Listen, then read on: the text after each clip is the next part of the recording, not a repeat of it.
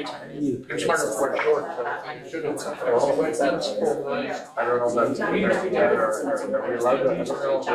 I'm not sure what that performs or the work.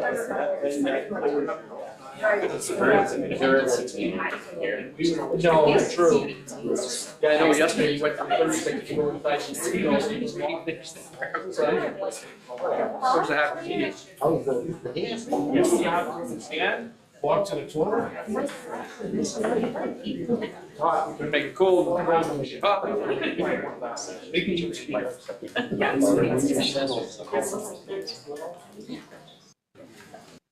Whenever you're ready. Are you not quite a medium? I just realized I had my. I actually, I didn't like the heat, but yeah. We'll now call this meeting to order. It's a meeting of the Great Bruce OPP Detachment Board. The time is 9:01 or 9:02 a.m. The date is the 25th of June, 2025. In the spirit of reconciliation, we acknowledge with respect the history and living culture of the Anishinaabe, the people of the three fires known as Ojibwe, Dawa, and Potawatomi Nation, who have inhabited this land from time immemorial. We recognize that these lands are the territories of the Chippewas of Saugeen and Chippewas of Nawash, collectively known as Saugeen Ojibwe Nation, the keepers of this land. Georgian Bluffs is located on lands encompassed by treaties 45.5, 67, 72, 82, and 93. We reflect on our role as treaty people and the need to live in respect and peace and show respect for the first peoples who inhabit these lands and waters. With respect to adopting the agenda, we should mention that the detachment commander has requested a verbal update be added under the new business for summer levels of service. Recommendation is that the agenda be approved as amended. Do we have a mover? Councillor Coburn, I should say member Coburn, sorry. And do we have a second? We have seconders. Green. Is there any discussion? You said that there is no discussion. I call the vote. All in favor? Opposed, if any? Approved. Respect to declaration of pecuniary interest. Does any member have a declaration of pecuniary interest to declare? For the record, none. Respect to minutes of the previous meetings. Previous meeting was held on the 27th of May, 2025. Recommendation is that the minutes of the Great Bruce OPP Detachment Board meeting held on May 27, 2025 be adopted. We have a mover. I will move.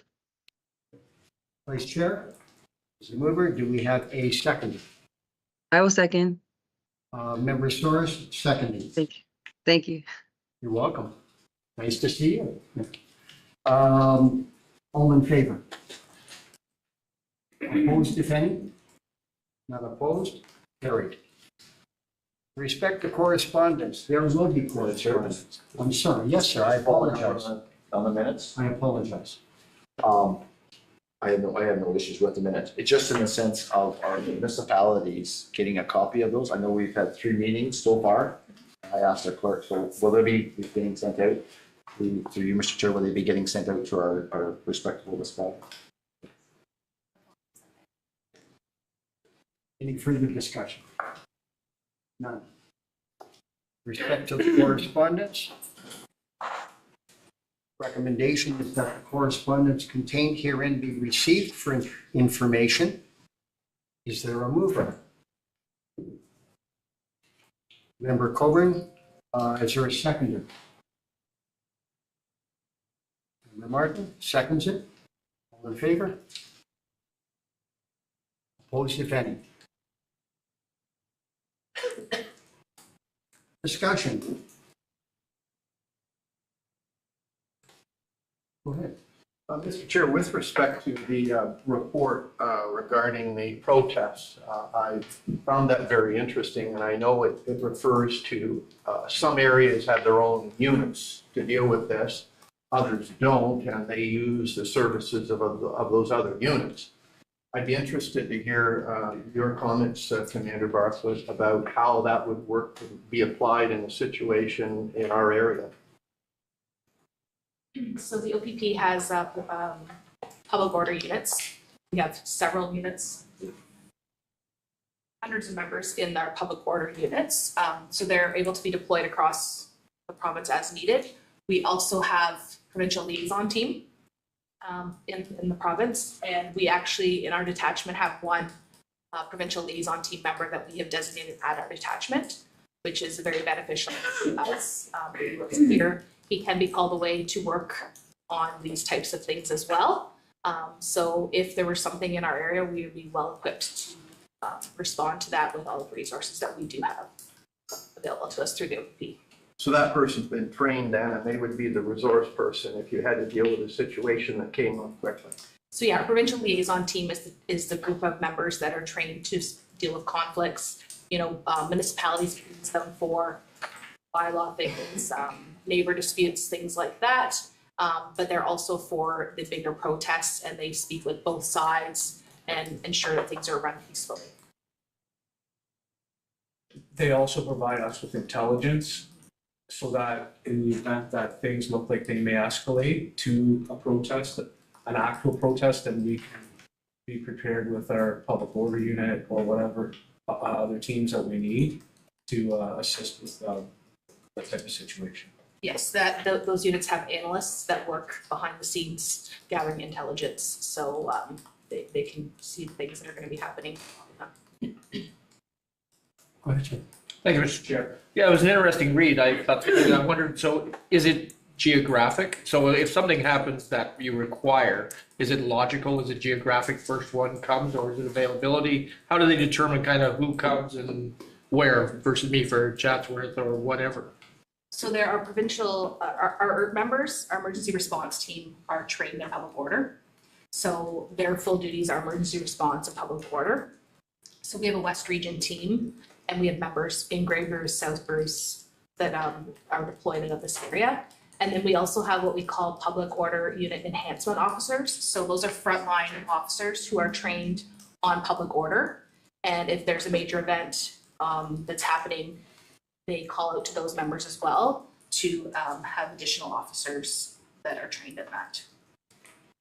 So yes, it would be the West Region first, and then if they needed more members or depending on the size and scope of it.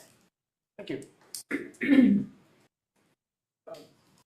I heard a rumor, and it may not be true, but that there was a municipality in the area that recently passed a bylaw requiring approval of all protests and demonstrations.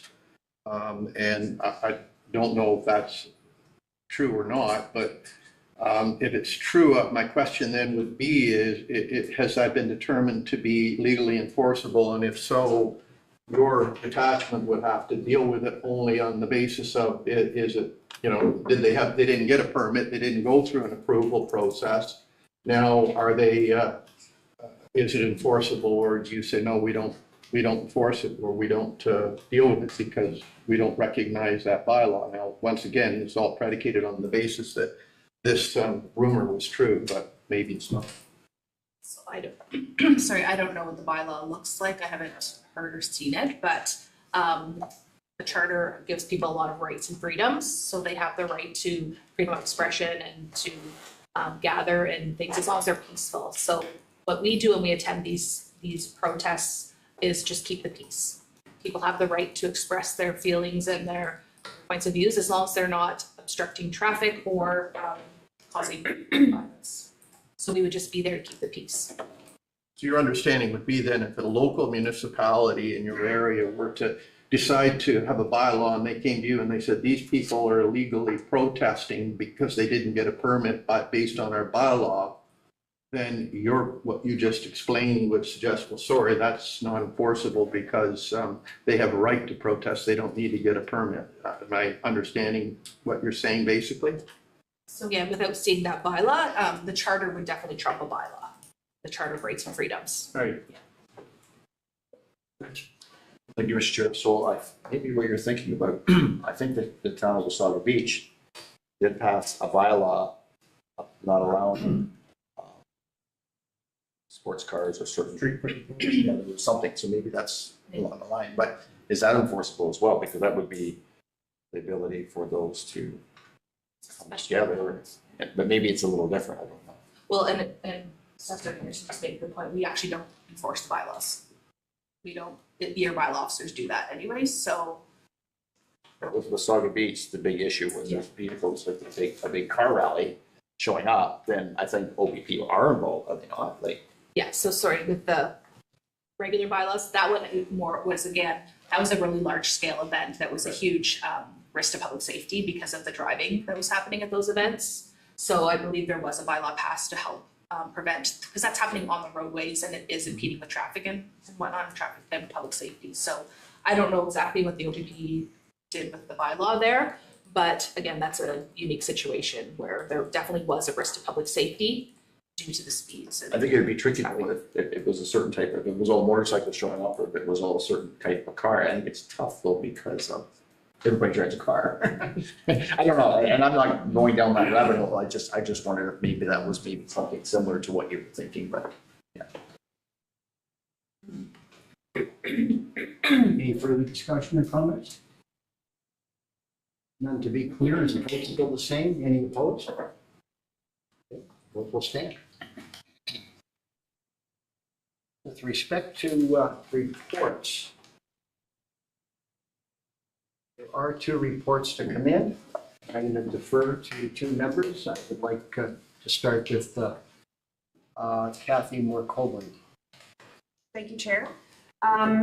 So Member Nickel and our administrative assistant or clerk, Jody, and I attended the spring conference of the Ontario Association of Police Service Boards. And so we were just asked to report back to everyone. I'm a note taker, and I apologize. I sometimes go a little overboard. So if I'm boring you, just give me a signal and I'll move on. And hopefully, Bob, if I get something wrong, if you want to add anything, just jump in there. The plenary sessions were really good. They helped us to understand better the role of the Association of Police Service Boards in that they serve OPP, municipal, and First Nations police boards.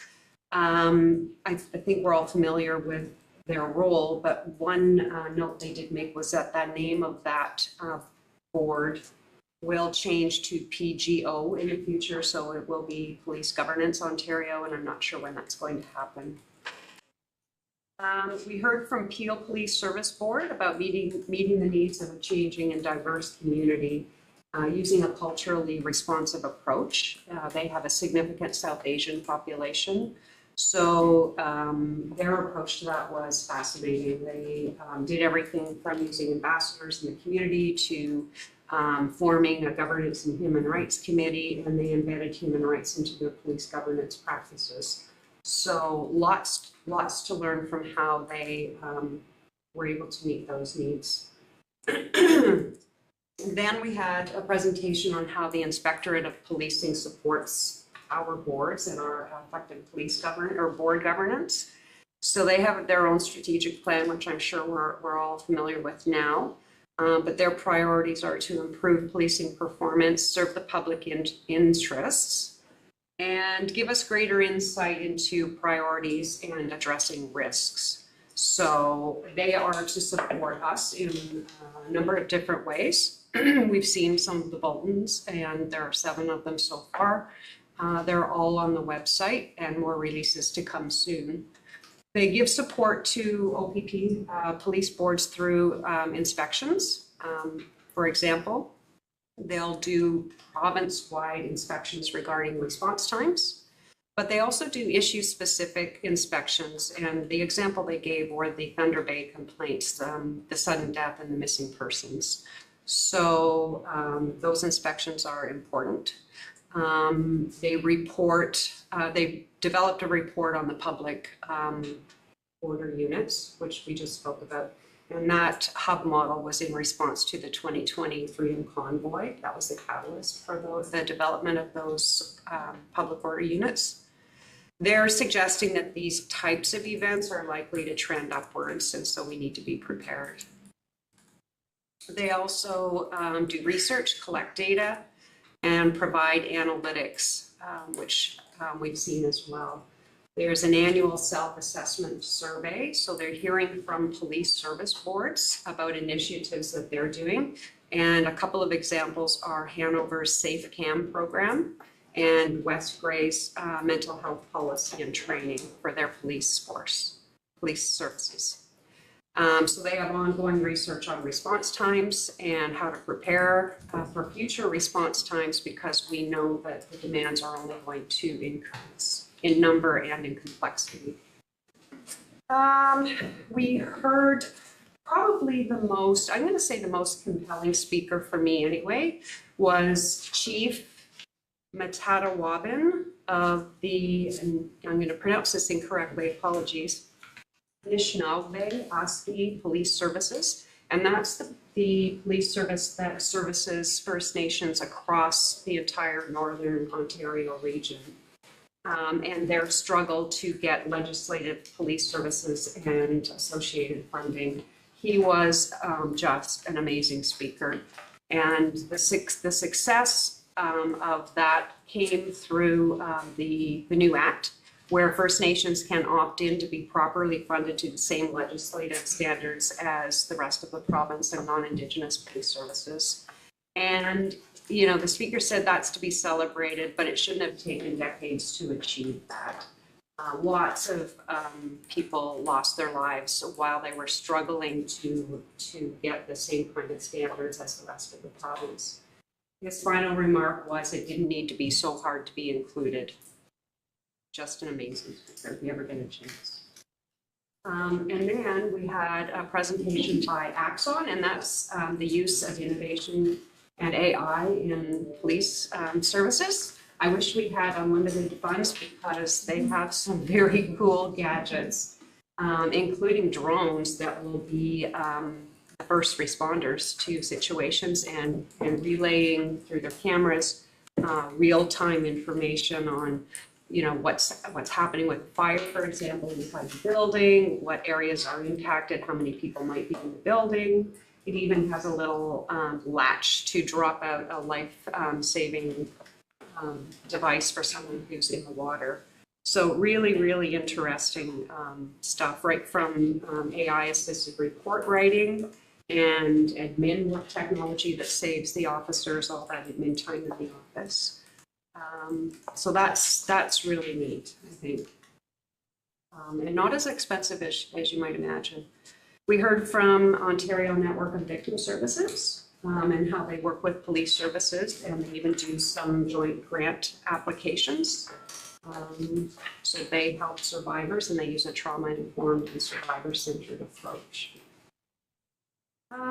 Okay, so I should mention too, we heard a little bit about understanding police culture. So that follows the report on police culture by the Honorable Frank Detachment Commander Barfoot. Can you pronounce that man's last name? Is it Iacobucci? Yeah, Iacobucci. Iacobucci? So that was an independent review of the police culture, and indicating that sexism and racism still exist and is systematic. It's not one bad apple.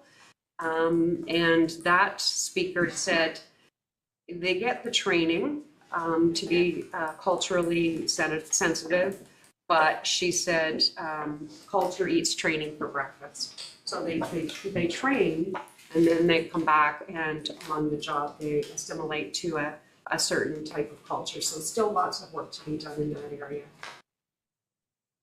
The pre-conference training that we went to was really the most relevant, I would say, Bob, and that was for new board members. And I recalled a conversation that one of our members said last meeting on what is our job, what are we here, what are we doing? And this was really helpful in that respect, because I have a clear idea of what it is that we're expected to do as board members now. But our detachment boards are responsible for determining objectives and priorities for the detachment in consultation with the detachment commander.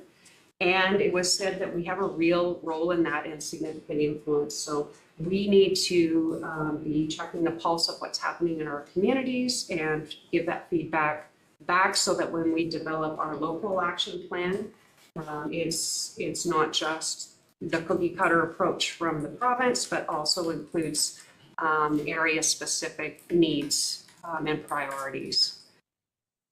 So advising the DC on the detachment, or sorry, supports that are required in the area. Participating in the selection of a DC, which we've already done. They suggested having a subcommittee to select a DC and recommended that 3 members of the board be on that panel.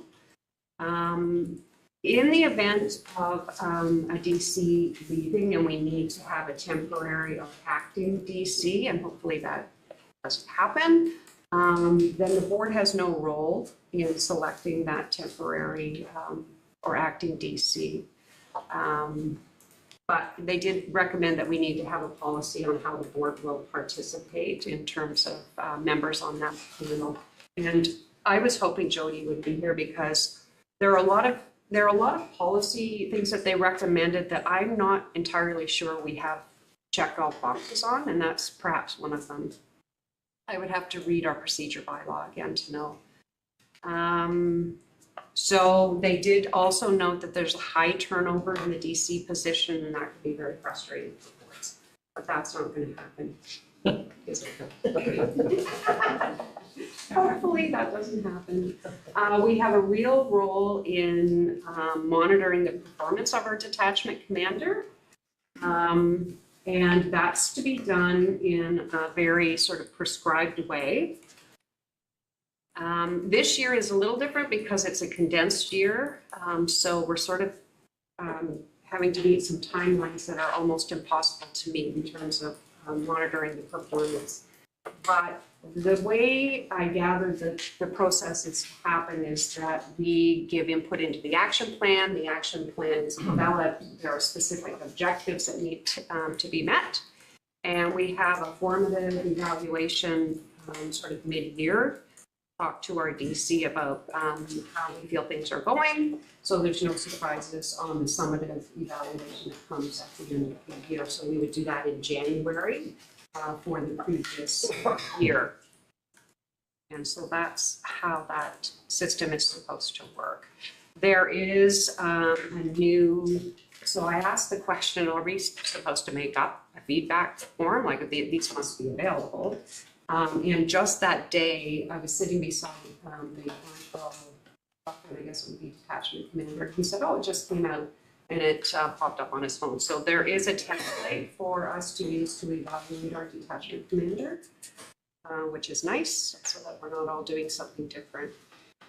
So back to our role, establishing local policies, policing policies as needed, having input into the action plan, and that's the board should determine the priorities and ideally have a 4-year plan. There's a need for a process for consultation now because the date of publication is March. You'll correct me if I'm saying anything wrong, I'm sure, Commander Barfoot. But we should be doing consultations with our municipal councils and possibly others as well. It's to be considered a live document, the action plan, so it needs to be flexible as our priorities might change over time. We would prepare a draft for board review in October, and then they suggested scheduling a meeting to review that action plan.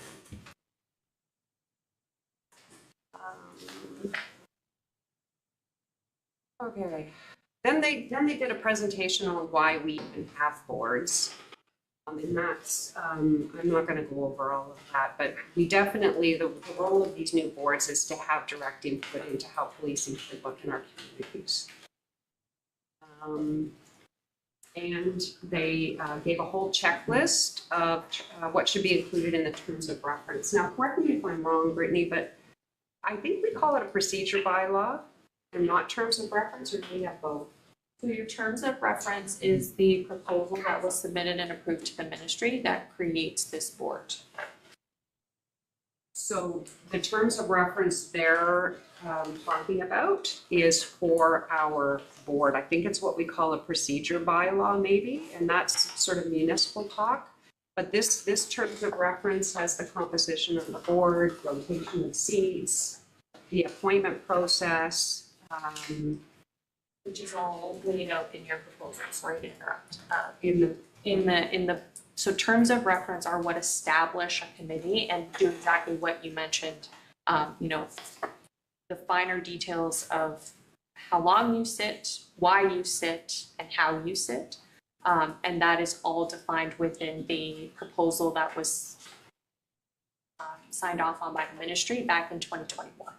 So that is your terms of reference. We can formalize it in a document called terms of reference, should the board wish to do so. My understanding was that the terms of reference is exactly what we call our procedure bylaw. And I printed out Perth's. Perth's was adapted in September 10th. So it's very specific things like when we're meeting and where we're meeting and the number of times we're meeting.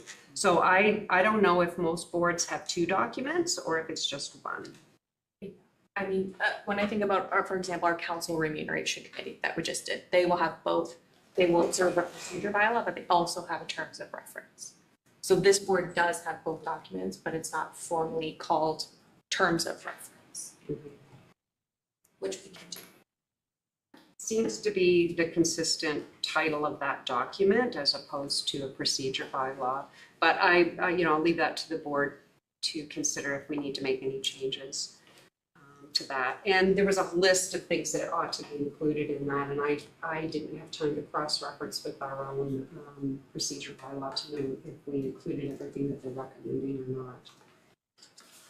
Then they talked about our specific rules on the board, coming prepared, speaking only to the motions that are being discussed, some procedural things. Conflict of interest with this board can be pecuniary or personal, and they can be real or perceived. So that's a little different from the municipal act where it's just pecuniary.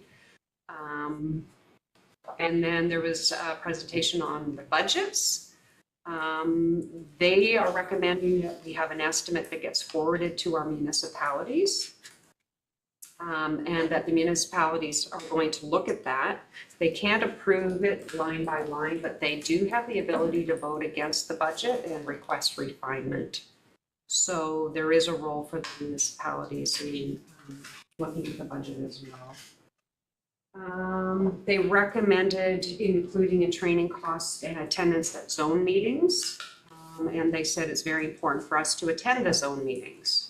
I don't know why, because I don't know what they do at the zone meetings, but I just pass that information on to you. They also recommend any costs associated with our local action plan, so community engagement initiatives. And I know we'll get to that down the road, but things like town halls, surveys that inform our action plan and our decision making. So that can be costs associated with the budget. They talk about costs associated with officer recognition events in the community, which I think is important. The unused revenue, so I gather that's the portion that we didn't get, the funds that we didn't get that we've been given by the province in the past. It has been put forward that that be replaced with a grant to the boards, depending on the size annually, to be applied to things like community engagement and community events, but there's no decision yet on whether that will be realized. We need clear policy. We need a clear policy specifying the annual amount by meeting, half day versus full day. We've done all of that. They are recommending meetings be on one website and the agenda. I don't know if that's happening right now, but that's something we can consider. Any local policies we develop, we should review with our detachment commander prior to approving, because it has to be aligned with the OPP requirements, as has been stated. And then they talked about some communications best practices and having our own media page. I was looking for our procedure bylaw on our page that has the Police Services Board, and I couldn't see it, so I don't know that that's available to the public at this point in time. So I talked about monitoring the performance of the detachment commander. I don't think there's anything more, but this feedback form has 4 parts to it.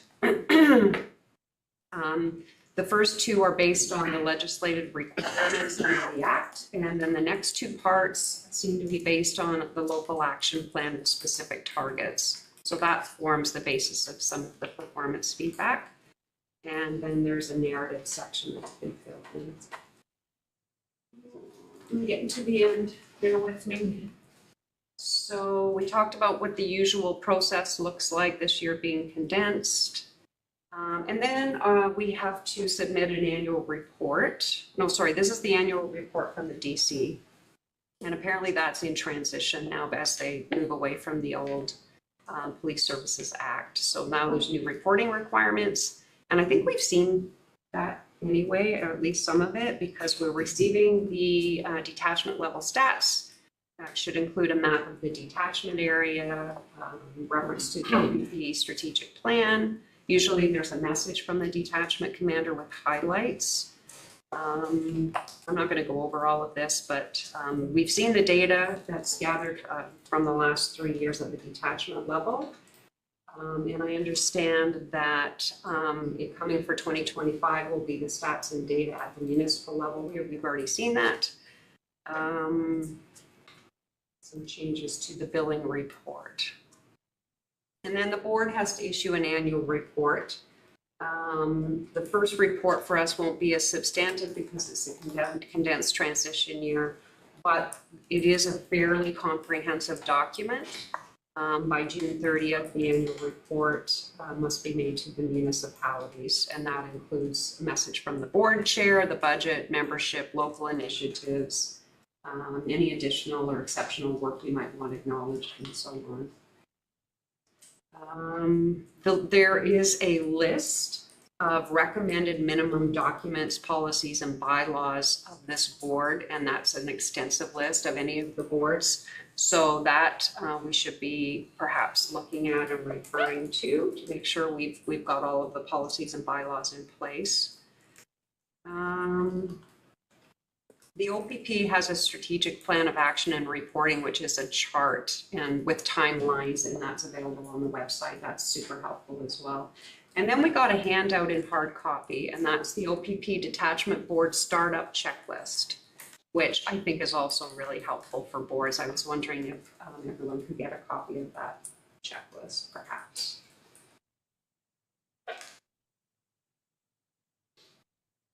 So one of the questions that came up was, how are we supposed to evaluate our detachment commander when we really just see her at monthly meetings or sometimes when we email with questions?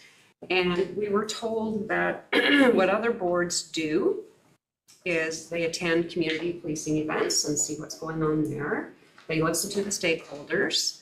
They pay attention to communications outside of board meetings. And I was just saying that our detachment commander has been super responsive because I had a couple of questions that came out of this conference and she was quick to get back to me. So things like that. Seeking input from others, reps from First Nations, community groups, businesses, other individuals. And then they suggested meeting officers and going on ride-alongs, which I thought sounded like a lot of fun.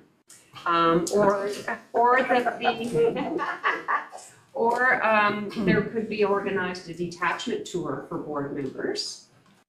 Bringing officers to meetings so that we can get to know them and build relationships.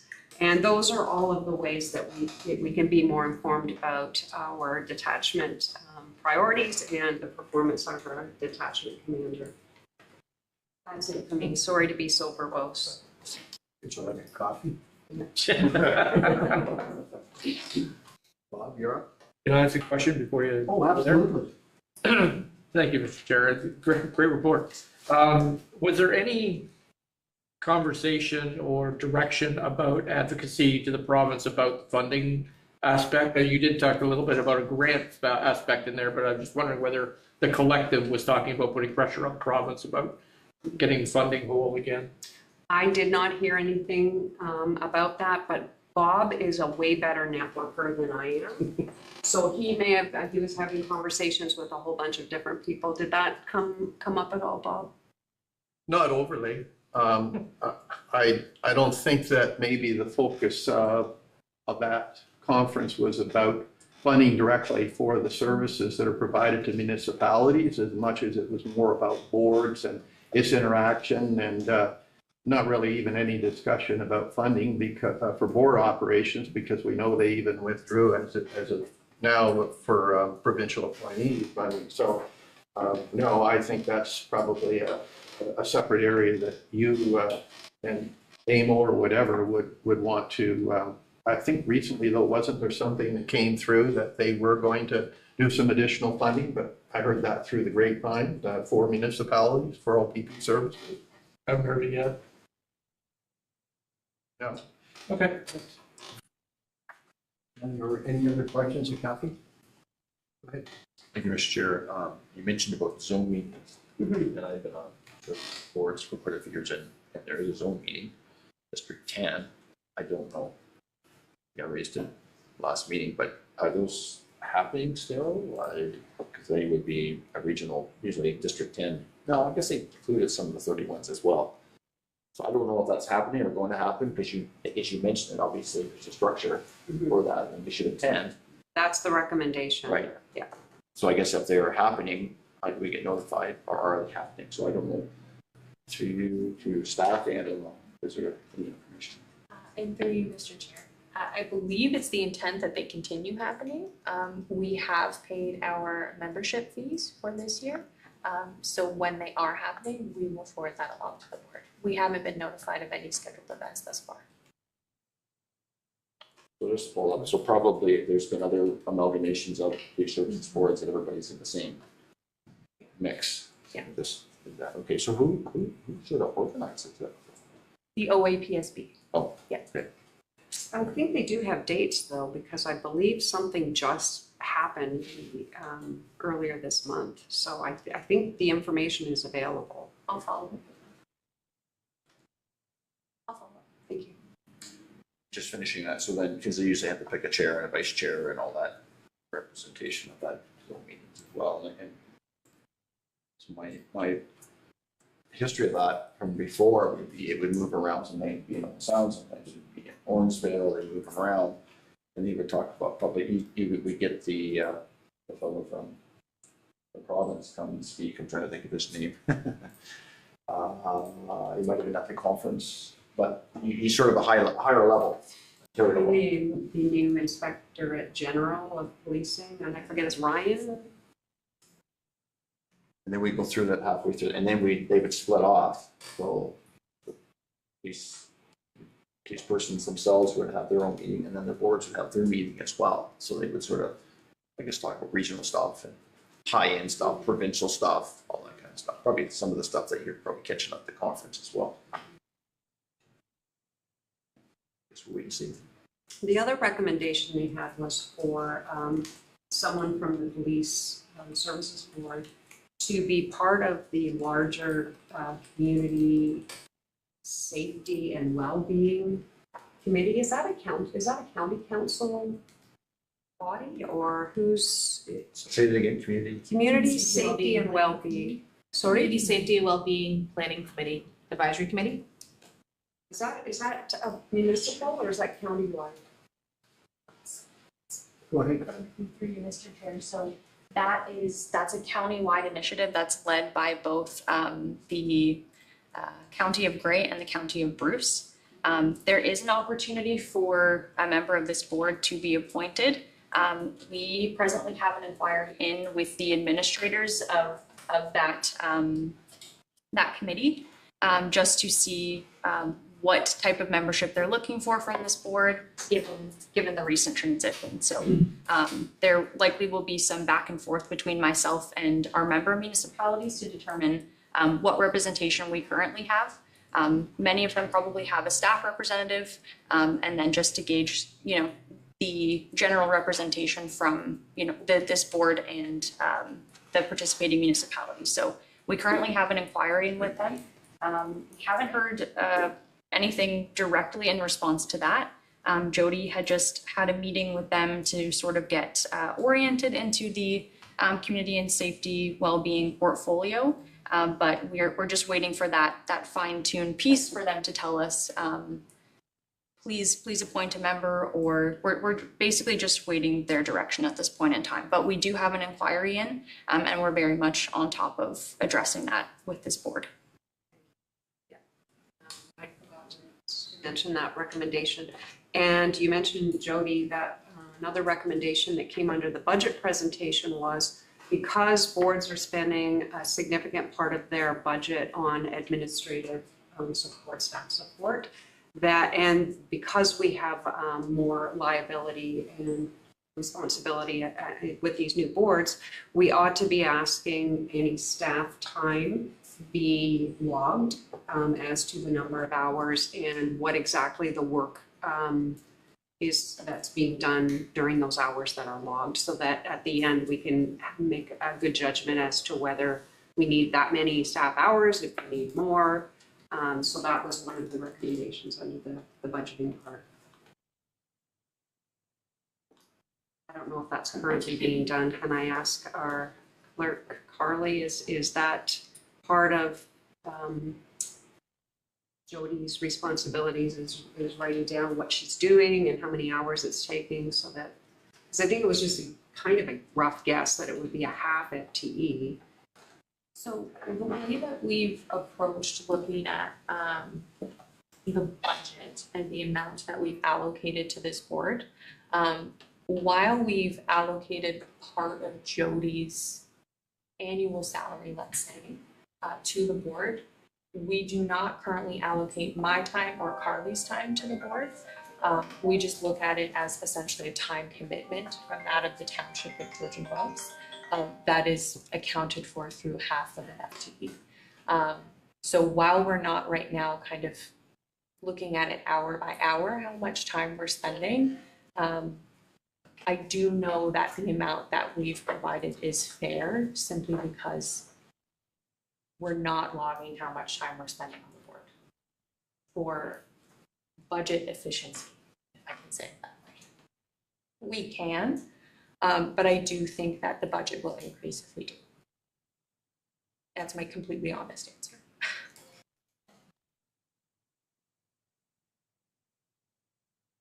Any further questions of Kathy? After that.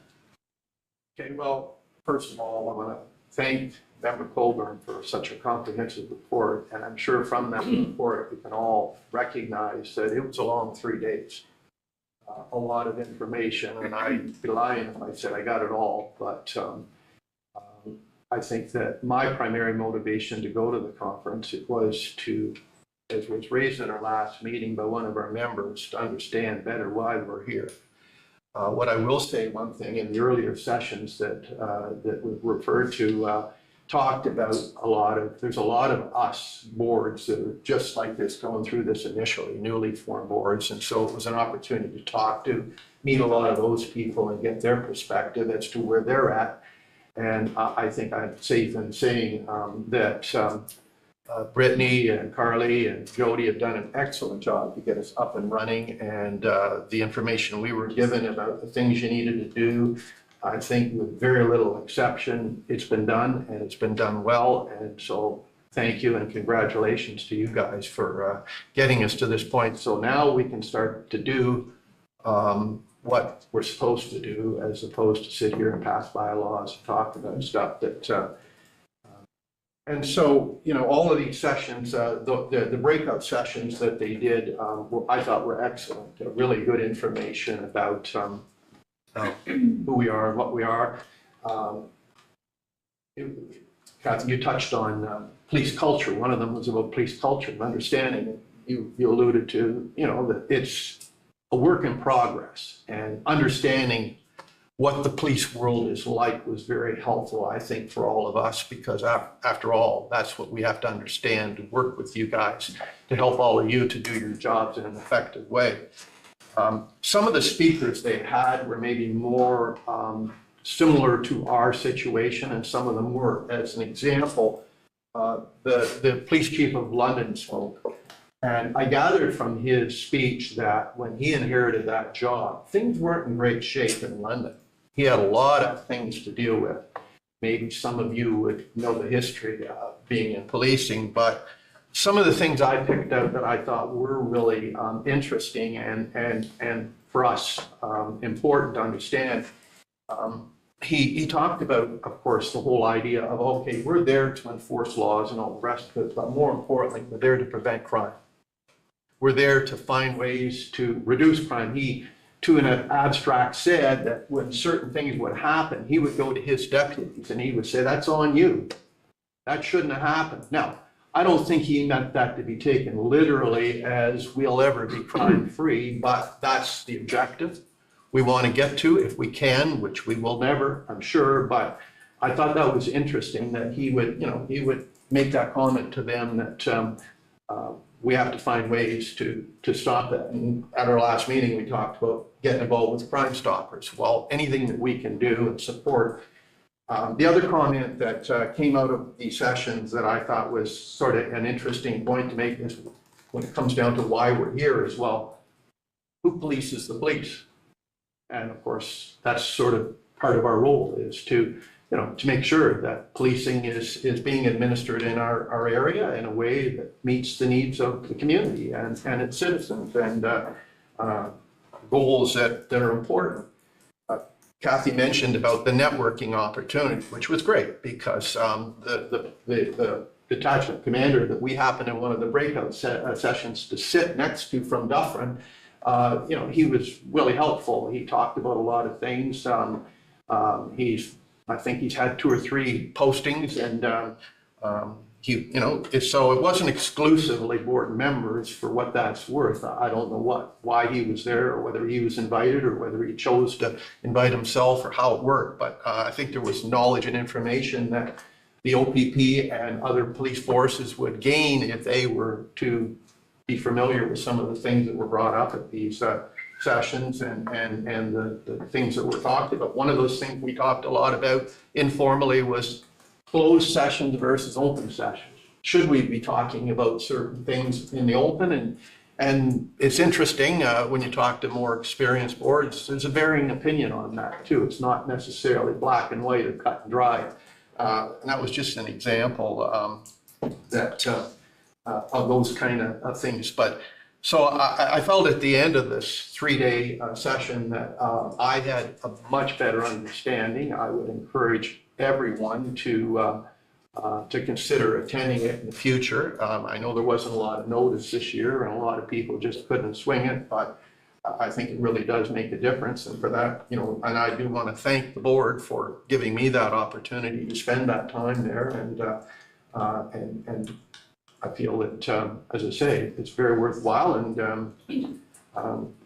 we can hopefully now get into the work of the police board as we're supposed to. Thank you. Any questions of Vice Chair? Go ahead. You mentioned about police culture, and I did earlier too, and I should say that one of the police officers that spoke was also very compelling, because you hear about some of the negatives, but sometimes you don't see things from the police officer's point of view too. And I come from a family of police officers, and I know this is true, but she spoke about, living in a community and not being able to go into a certain establishment because it brings back memories of a terrible situation, or going to sit in a restaurant and always have to being seated in the back corner so she could survey everything that's always happening. And the police carry this burden on their shoulders sort of 24/7, and that can be very, very challenging and difficult. So I think it's important to recognize that as well. Any further questions of either member? Go ahead. So I don't know, Carly, if officially we've asked for it, but I wonder if we could get a copy of the checklist and also the timelines so that we know when we ought to be doing something. Thank you. Okay, thank you to both members for their reports. Expect the new business. I just have a question. Oh, sorry. Sorry, go ahead, Monica. Yes, thank you so much, and good morning, everybody. Just through you, Chair, just a few questions to the members that had attended the conference. Yes, I do want to say thank you as well for a comprehensive report, and just a quick few questions. One, will the reports be made available to the board for review? I might have missed the attachment if it wasn't there, or if it was there. There was no attachment. That was Just verbal. verbal. Those were her notes. I'm wow. sorry, I can absolutely make those shareable. When I shared them with Bob, he said, this is way too long, Kathy, you're gonna have to pare this down. So that's. I never said. So, I mean, I can absolutely send out the condensed version of that if that's helpful. Yes, just a follow up to that, I would really appreciate it just for the purpose to save time of asking several questions now. It would be really great to have, I hope I don't want to create extra work for anyone, but that would be so amazing because it is quite comprehensive. And I did have just a few little questions, but I'll keep that for later if that would be something to be made available to us. Just another quick clarification, Chair, if that's okay. I just wanted to ask just the word DC for the committee. I just kept missing the actual name. What was the actual name for that? I think I was probably shortening down Detachment Commander. Oh, right. Got it. All right.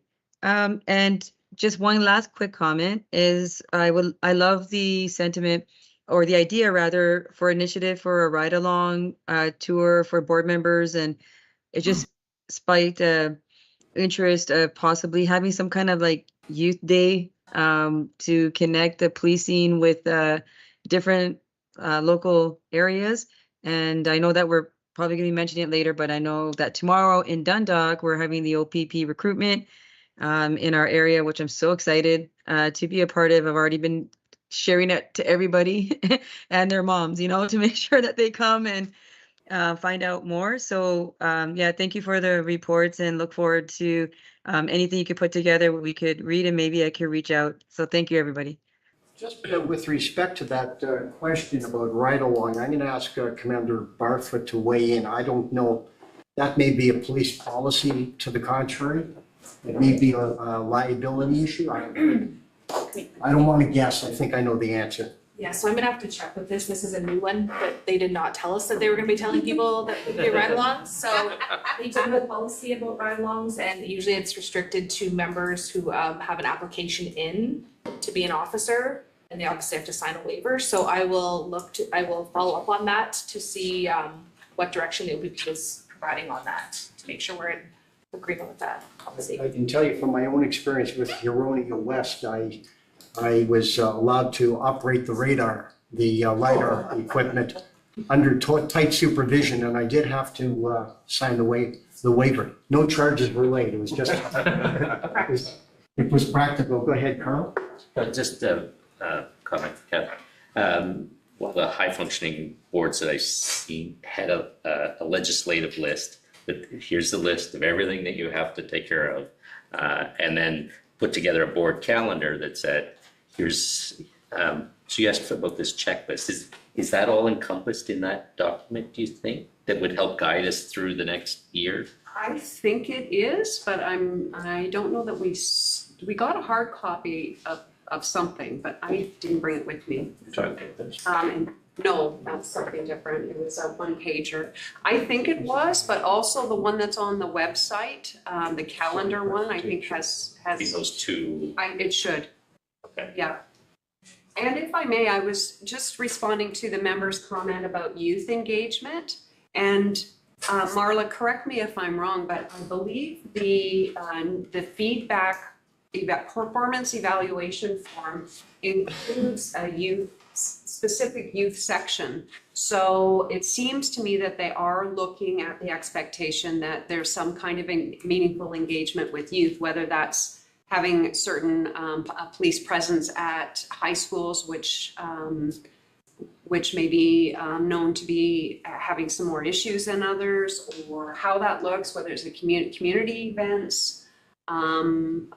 I know I've seen the police presence at, I think it's called the Teddy Bears Picnic at Harrison Park, that I take my granddaughter to. I know the police have been at that. So there does seem to be some amount of emphasis put on youth engagement. Sure, and I think just on that, just recently I saw a communication with the Bring Your Tractor to School at Grey Highland School, and there was communication about farm safety or tractor safety, but they were supporting the event, but just safe in a safe manner. Mm-hmm. As far as the ride along, I'd like to sign up for the ones on a Friday afternoon, 10 and 6, and it'd be interesting that people come into our community and think they can just blast through. But if that's a possibility, I'll sign up for that. On the, I did mention it, I think, on our very first board meeting, I will do the detachment tour. We will organize that, maybe in a few weeks. Whatever works for the board. Yeah. Curious how long that's kind of been. I did a ride along many years ago. Fascinating. I'd recommend it to anybody because we made some pretty interesting calls that night, but I just didn't know that had changed to now an application only. So I'm not sure where that happened, but yeah. It changed quite a few years ago. Yeah. I think just because of liability. I'm old, so. I mean, when I was Sign your life away and you're good. as a high school co-op student in grade 10, I placed with that was at the time the Wyerton OPP, and I was riding it with the officers every day going to calls. Now our co-op students don't get to do that because of liability. They don't get to go on those ride-alongs. They are in the office. They are doing community events, but they're not going to calls. So it's unfortunate because that is a young girl. I was like, yeah, this is what I want to do. So unfortunately, it's the liability piece. Sure.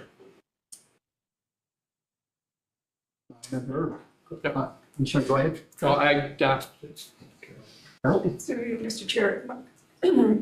Inspector, have we in Grey Bruce done any youth academy? Because I think some of West Region has, correct? So Could you speak up? Oh, sorry. No, that's okay. I was just asking the inspector if in Grey Bruce, there's, and Old Sound Police Services does this as well.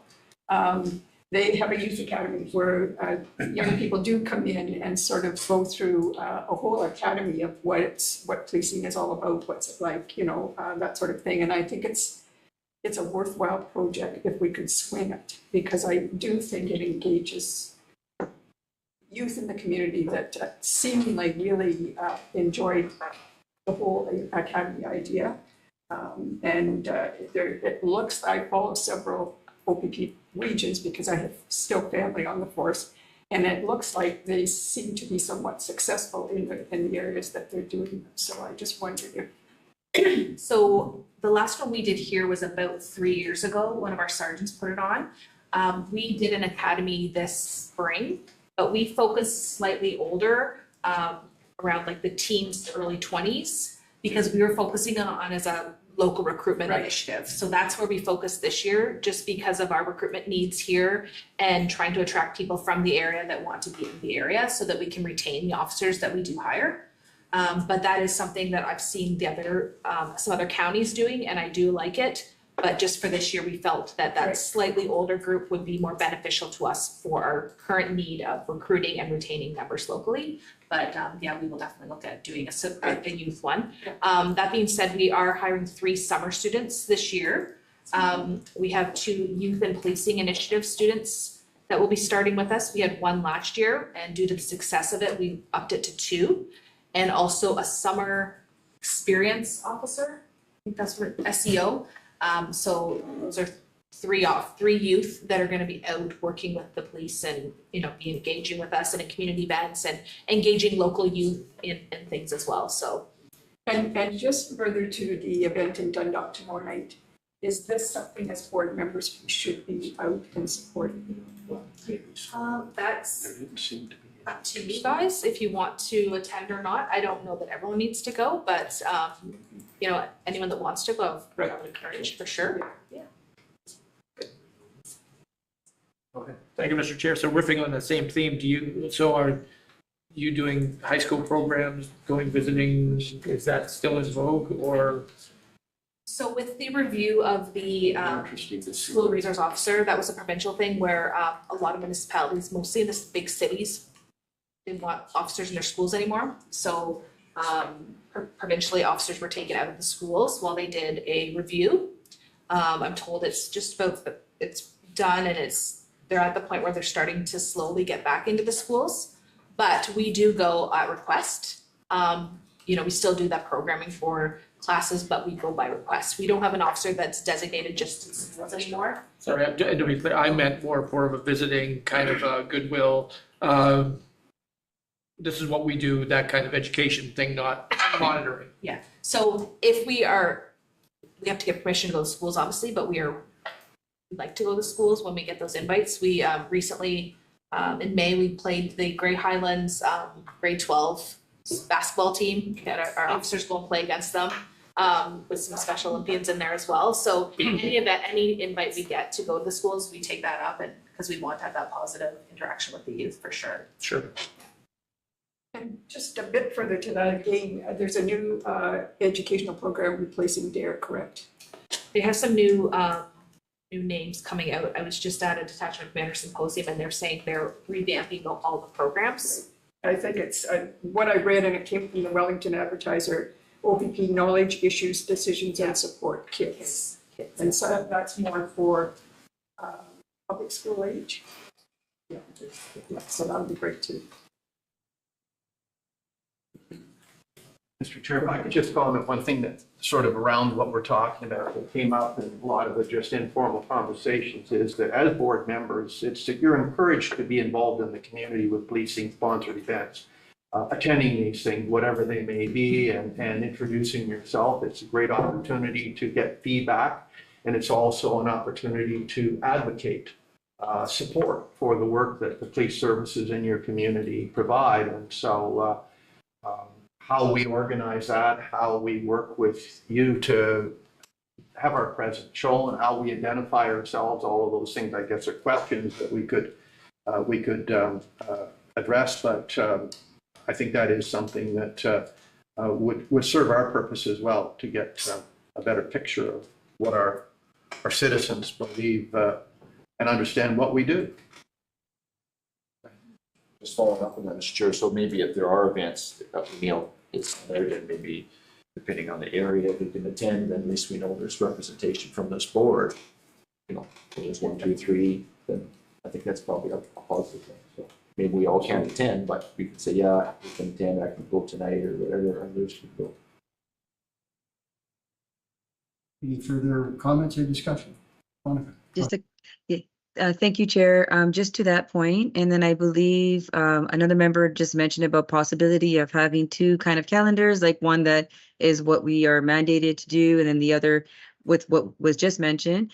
Is that something that would be possible to have, like a events? Because I know we get the emails with the flyers and all of that, but would there be a possibility to have a space of just like, hey, this is what's going on in association with the board, like the Dundalk meeting happening tomorrow, and that we can all kind of keep in the loop of who can go and who cannot? Because I know for Southgate, we have quite an engaged group of people that are very interested in the community safety, in the sense of they're voicing it, they're talking about it. And I think it would be helpful to translate essentially just this, that you know, what does this board do? What's happening? And then this will be a really great way for us to be able to communicate as well that, yeah, this area, you know, go check out Mayor McQueen. He's going to be at, you know, this event in his area, and just stuff like that, right? I'm just picking on Mayor McQueen.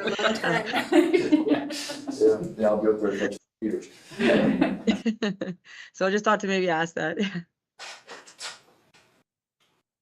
Yeah, I've started forwarding those, like the Dundalk event, I forwarded it to Carly. It is a media release, so I forwarded it to, not Carly, to Jody to share with the board, because I thought, yeah, this might be something the board wants to know that we're doing. So I could definitely share those with Jody to then send it to the board. Continue doing that. It's up to the board if they want to create a calendar. Any further comments or questions? Go ahead, sir. Thank you, Mr. Chair. Just, you know, listening to the discussion, I think it's important that we establish what our lane is and we stay within it. And when we talk about ride-alongs, I'm not sure that's, you know, an area that board members should be going, whether it even is allowed, but whether we should be going down that.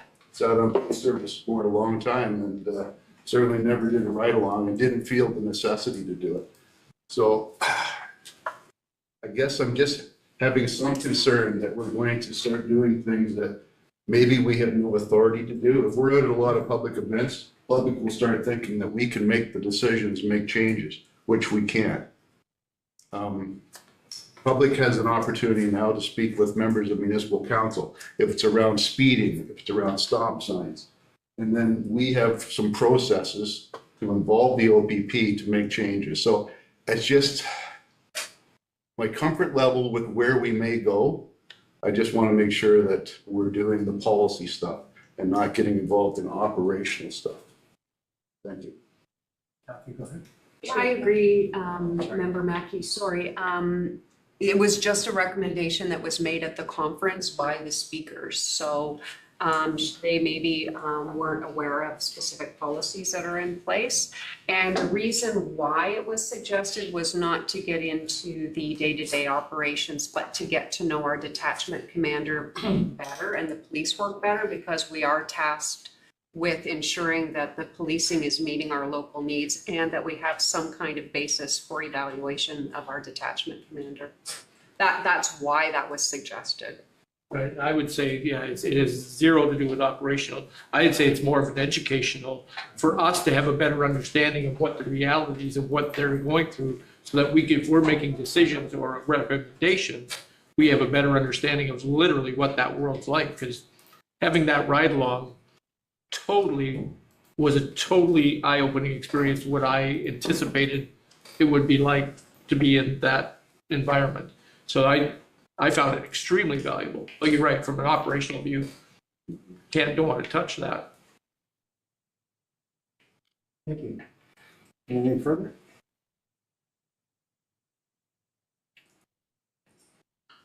Moving on to new business. We're going to deal with the meeting calendar first. That the Grey Bruce OPP Detachment Board 2025 meeting calendar be received for information. Is there a mover? Monica, Member Soros moves, and seconder, Member Martin. Thank you very much. Any discussion at this point? Go ahead. Thank you, Mr. Chair. I think probably this calendar could, if it's possible, could populate some of those community events coming on instead of having two calendars. I have it because I see like on June 3rd here, I did show the conference, right? So as time goes on, that would, I think one calendar would work. I think that's a very good idea. Okay. Any further discussion for the moment?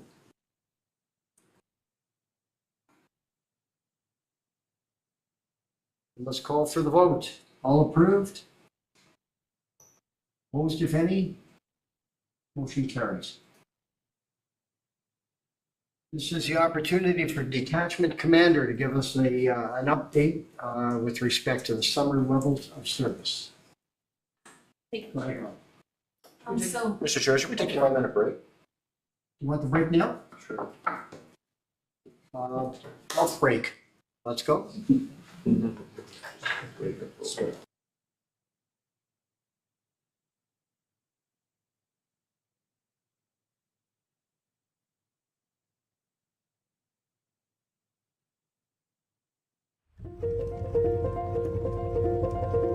Georgian Bluff has a lot of activities to do. It's really nature driven, and it's like the community is very nice, very friendly.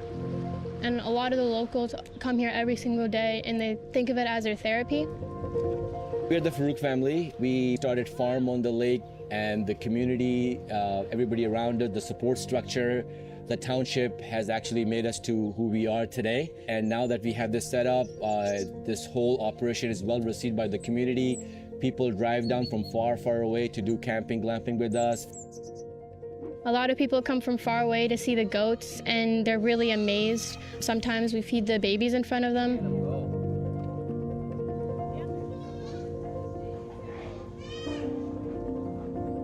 When we think about Georgian Bluffs, it's really the Reiki forest bathing that comes to my mind. I'm a Reiki master teacher, and we were looking to bring our people for a retreat, and this property just popped up, and we realized that behind it's a beautiful forest. Every time we are driving up, I feel so relaxed. The air is amazing. If you're an outdoor enthusiast, there's never-ending things to do. There's the hiking all over through the escarpment. There's the bay, the water, if you're into water sports or sailing. And of course, pickleball is growing fast and it's all over the place right now. So there's lots to do.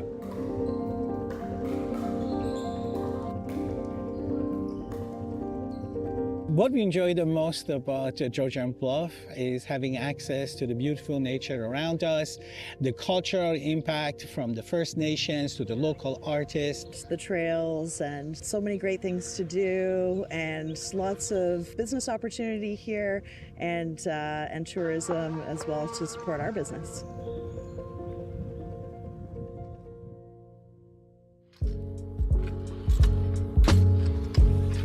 First off, what I love about the area is the scenery. It's absolutely beautiful. Like, it's right in the name of the municipality, the Bluffs. Another thing too that I noticed from living through here is all the small communities throughout Georgian Bluffs. They're very unique, and they might be very small, but we're very big with heart.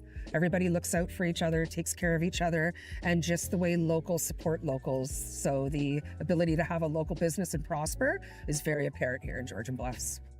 People are more genuine here. People are more sincere. They're kind. They know the word please and thank you. It's the way life used to be. It's more simpler. You feel like you're part of something.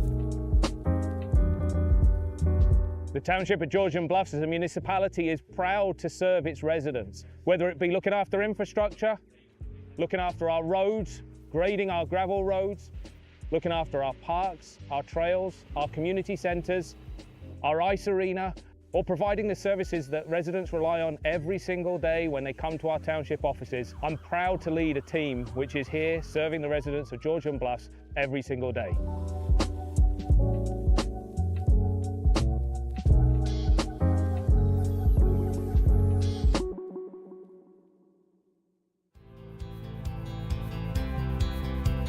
What we'd like to see Georgian Bluffs going forward is really, more people coming to experience this beautiful energy, this relaxed energy, because over here in Georgian Bluffs, I can hear the wind, I can hear the trees talking. It's just amazing, really relaxing. Welcoming more people, yet with the same foundation and principles of community, of respect, and of morals. It would be great for Georgian Bluffs to continue to support, nature and the beauty that we have here, and to keep our area clean and beautiful. I hope to see more local businesses, more sustainable living, and more families just moving up here and living and prospering off their land and their property. For me and my family, Georgian Bluffs means being close to nature. Having the escarpment to hike and the water of Georgian Bay at our doorstep is something that draws us to being part of this community. The family-friendly neighbourhoods, the fact I can connect with my neighbours and see them on the street and say hello, and I know the people I'm seeing each day, is something which for me is something I treasure and my family treasures about being in Georgian Bluffs.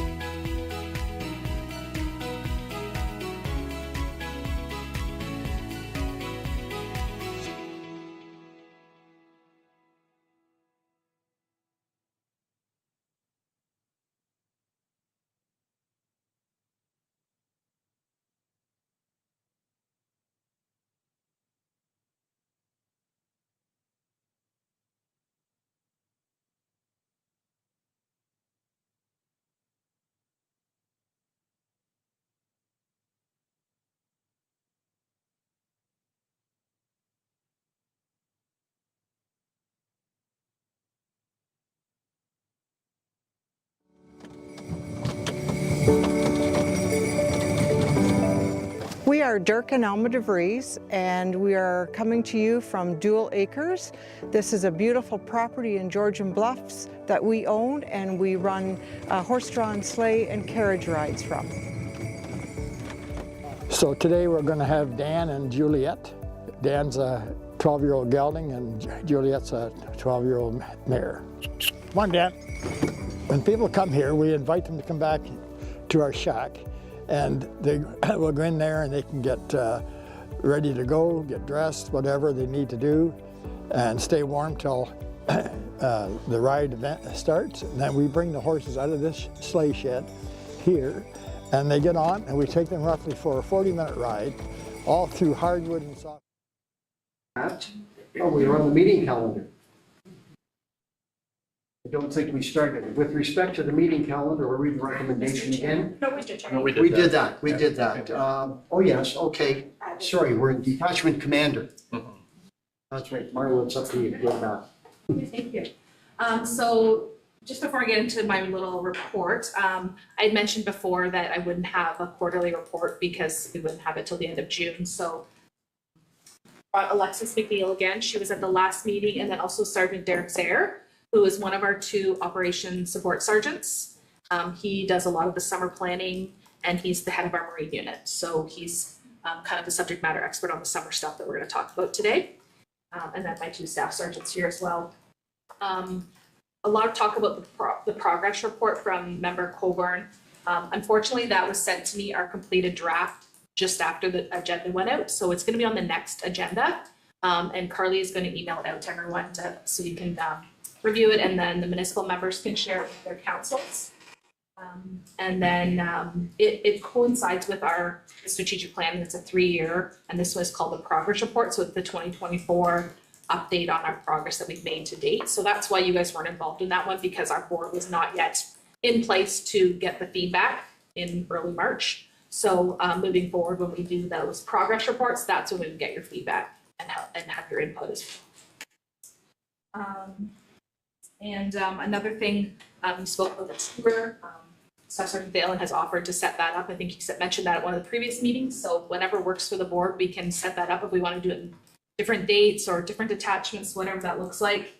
And then also I am going to continue to bring different members to our officers to the meetings so that you can see different members and, you know, different areas of expertise and ask any questions that you might have. So I think you might find that beneficial. So as Officer McNeil mentioned at the last meeting, she said she'd prepare a little something for the summer. So we've done that, just a little snippet of what the summer's going to look like. So as we all know, we have many visitors that come to our area in the coming months. And then we also have our locals, which adds to a lot of people out and about in our communities and on our roadways. We patrol the 4 major provincial highways. We also have the county and municipal roads that we patrol. We do proactive and reactive enforcement on the roadways, and also the collision investigations as a result of any kind of collisions that may happen. So our frontline officers are responsible for those, the traffic patrols and the collision investigations, as well as our specialty teams like our reconstructionists and our time team, which is the traffic incident manual enforcement team. So they specialize in traffic collisions and enforcement.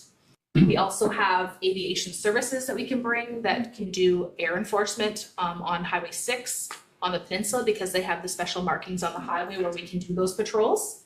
We are actually trying to get the plane here for this Friday to start off the summer with that. However, unfortunately, the camera is not working in the plane right now, so we weren't able to get it. But we do have the time team coming the next Friday to do some LiDAR. So that's the laser enforcement radar. And they will be doing that with our members the next Friday, so July 4th. So we will do some media on that, and they'll be focusing on the provincial highways and the people that are traveling into our area. So we do have traffic initiatives that our provincial traffic campaigns that are strategic throughout the year and focus on usually the long weekends. And one is the Canada Day weekend, which is coming up. So our focus, each campaign has a different focus. And this coming weekend, the focus is on seatbelts, helmets on motorcycles and off-road vehicles, marine PFDs, and also safety equipment for marine. We will do all the charges still, but that's the focus of the campaign. So moving on to the marine program, we do have quite the large marine area. We have the Lake Huron, Georgian Bay, and then of course all of the inland lakes that we patrol. So we have a marine unit, which I'm going to let officers there speak to in a moment.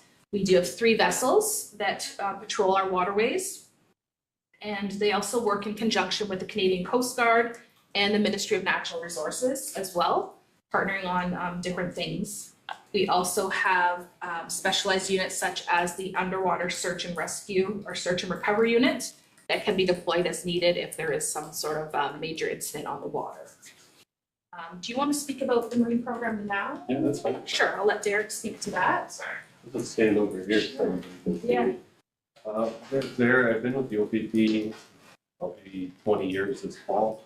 I've worked in Northwest region in Red Lake, and I've worked in the former Bruce Peninsula Detachment of the Wyerton.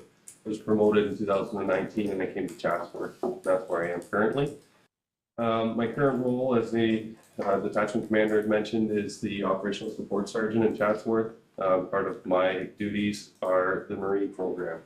Our marine program here has gone under sort of a transition in the last several years.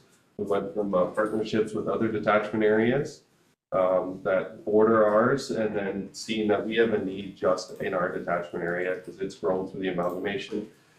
We have so much water here, and we have so many visitors to our area, and utilizing Lake Huron and Georgian Bay just in and of itself is a huge area. Plus we have over 50 inland lakes, not just on the peninsula, but in the southern county as well.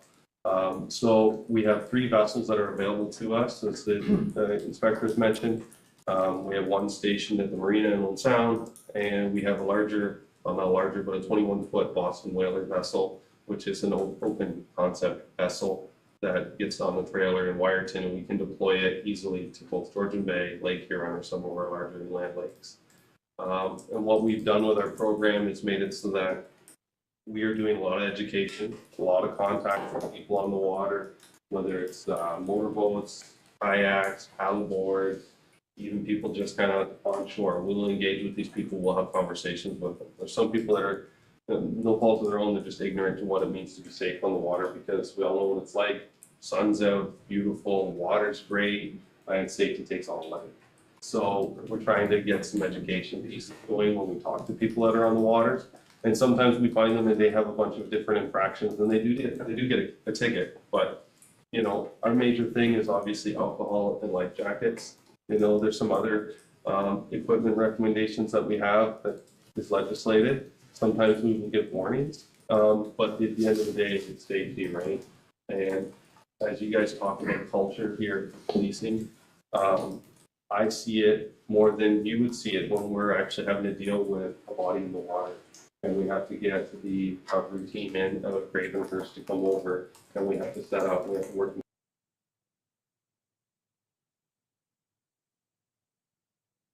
It is a big undertaking. We have a lot of water here, we have a lot of current, and people need to be safe. So that's where our marine focus is. It's on education, sometimes through enforcement, and then ensuring that people are aware of what they need to be safe, right? And we've had a lot of success with it. At this point, as of last year, I think our stats for the region, West region, was one of the highest, if not the highest in the region, because we were making those contacts. We're stopping hundreds, if not thousands of vessels and speaking to these people constantly to really hammer home the message. We've even got some media out, whether it's on the radio or on the website, indicating what it is to be safe and to take precautions when you're on the water. And our marine program is robust, and it's not just for one particular county, it's for everyone. We're making sure that we can get out there. And so it's important. I mean, if your citizens are seeing that there's a concern somewhere, we take those seriously, and we will set up and we'll actually do enforcement on other lakes too. But we try and make sure that we're out on the big water as well as the little lakes. So yeah, do you guys have any questions in regards to our marine program? Of course, a boater is required to have a safe boater's license and completed that. And is what it is. Right, and I'm curious to know that your experience are there a lot of boaters out there that are illegally operating their boat without those licenses? And second question would be, are these going to show up in our reports when those charges laid under that to give us a better idea of what's going on in the water, just not on the highways? Yeah, I do a report at the end of each season which outlines our charges on the water. They could be broken down specifically for PFDs, like personal flotation devices, or alcohol, or the PCOC, and that's not a problem. I can outline those things. But yeah, most people are carrying them with them, and even if you have it, if you don't have it on you, it's an offense. It's $325. They're big tickets because they are administered through Transport Canada, which is a federal offense. Even though it's still a ticket, it's not a criminal offense, but it's under the laws that are federal. Did that answer your question, sir? Yeah, thank you.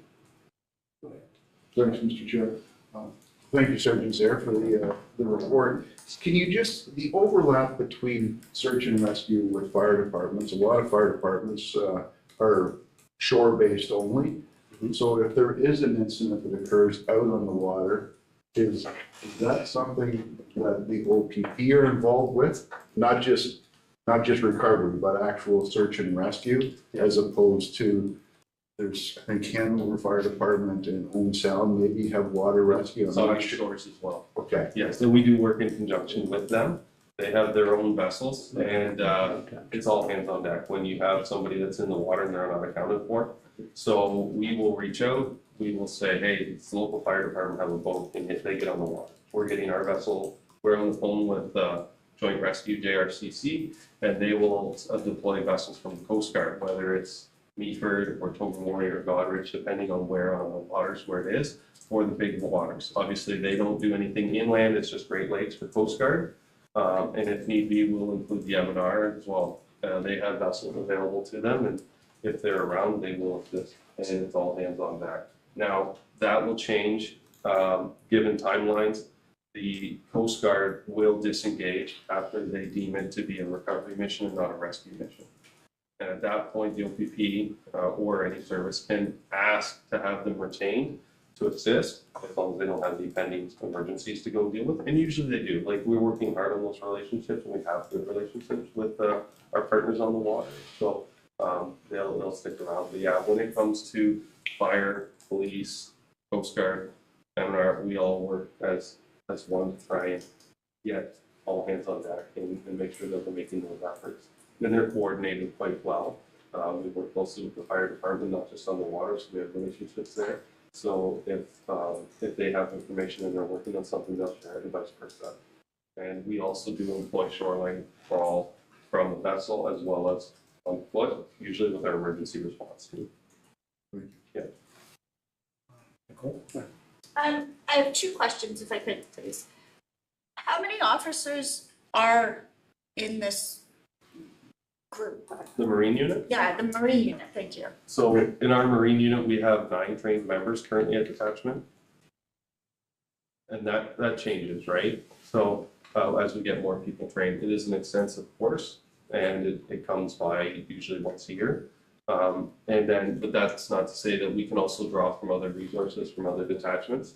So when we have the recovery team, which is our dive team out of Gravenhurst, when they come over, they bring a lot of their own guys as well. So it's always like you have our core group that works at this detachment, and then there's more resources that can be drawn upon if needed. Yeah, my second part of that question, I understand the big waters that you've referred to, right? Like, shoreline and stuff like that.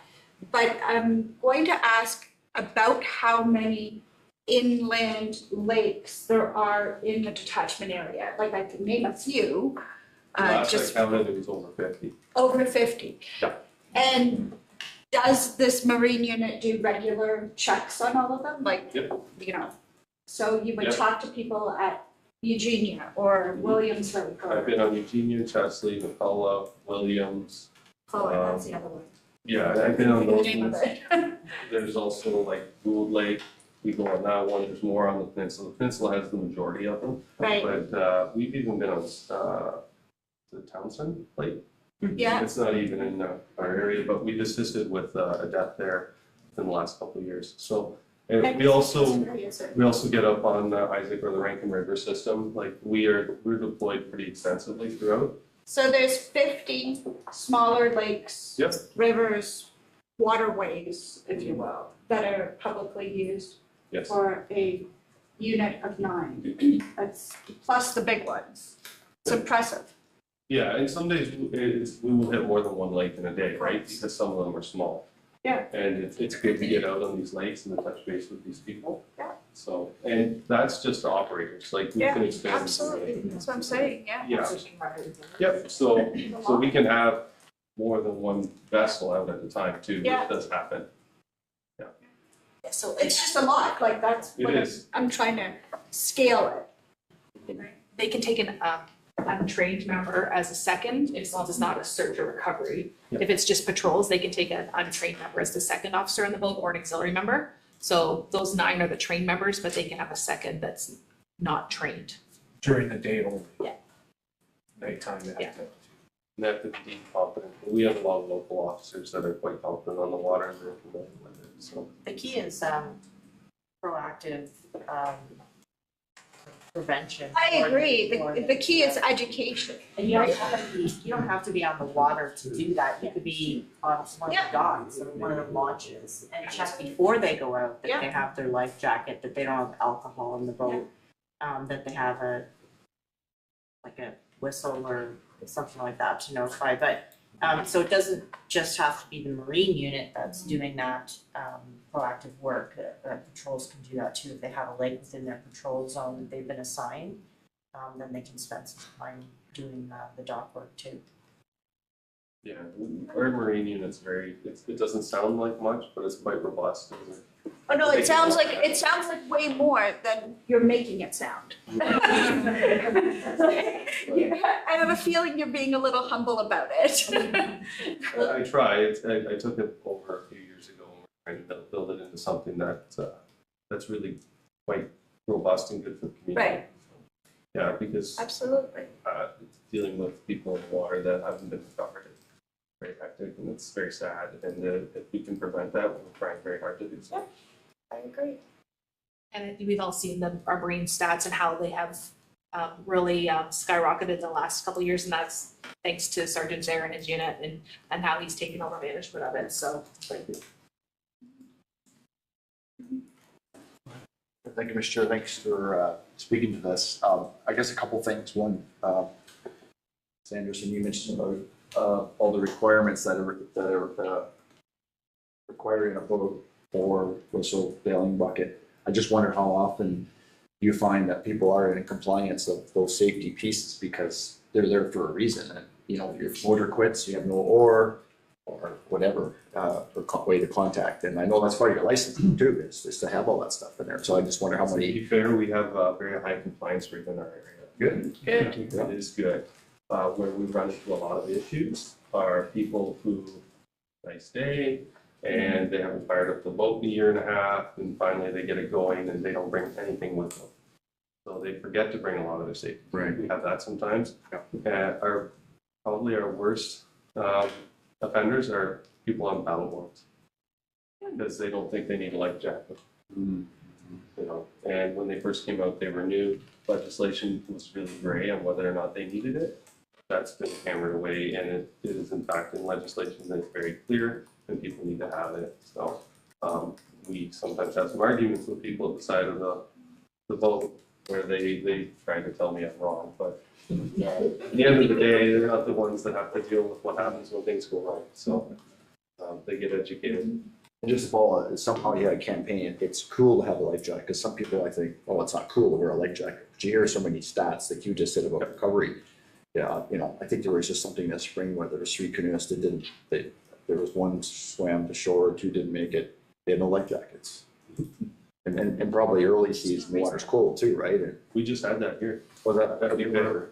There was 4 people in a canoe capsized, and they were basically minutes away from succumbing to hypothermia. But we were able to get our vessel out on the water and recover them. We got them to an ambulance or Gold Lodge because the water was only, I believe, 45 or 47 degrees Fahrenheit. So nice day, they go out, no life jackets. It's big water, things go wrong.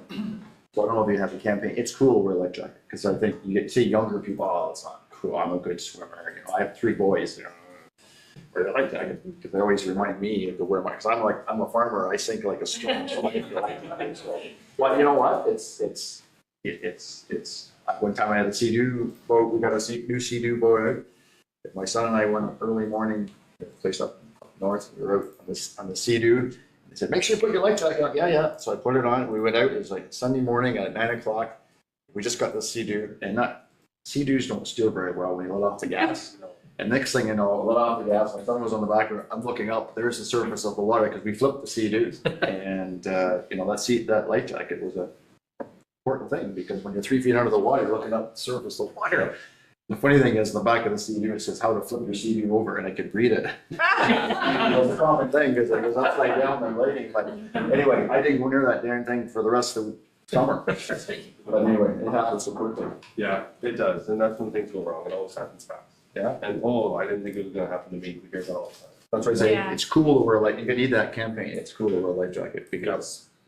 Yeah, and it's important. Right. And we're starting with our kids when they're young too, right? So I pull up to the boat, I want to make sure all the kids have them. But they feel like they know how to swim, they're invincible and all that kind of stuff, you know, how young people are, right? I got lots of stories of where that went wrong, but I'm not. Yeah, no, I know. So it's cool to wear like I agree. camping.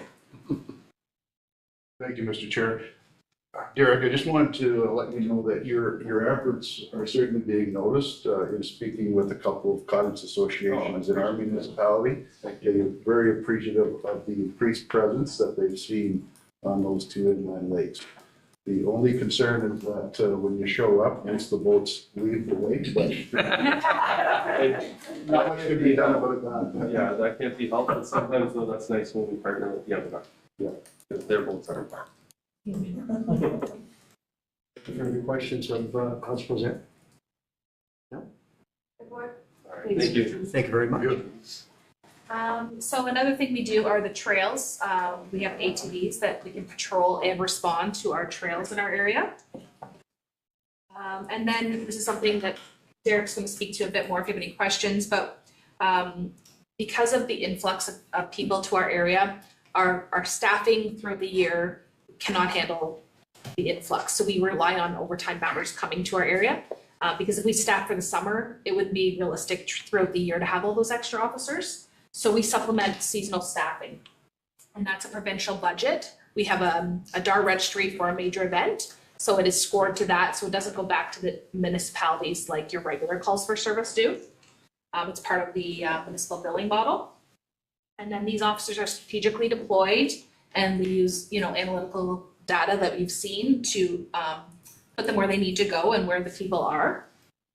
We forecast the number of members we need based on the day of the week, calls for service, and things like that. Long weekend special events and call pattern history are all taken into account when we determine the number of members we need on overtime for the summer months.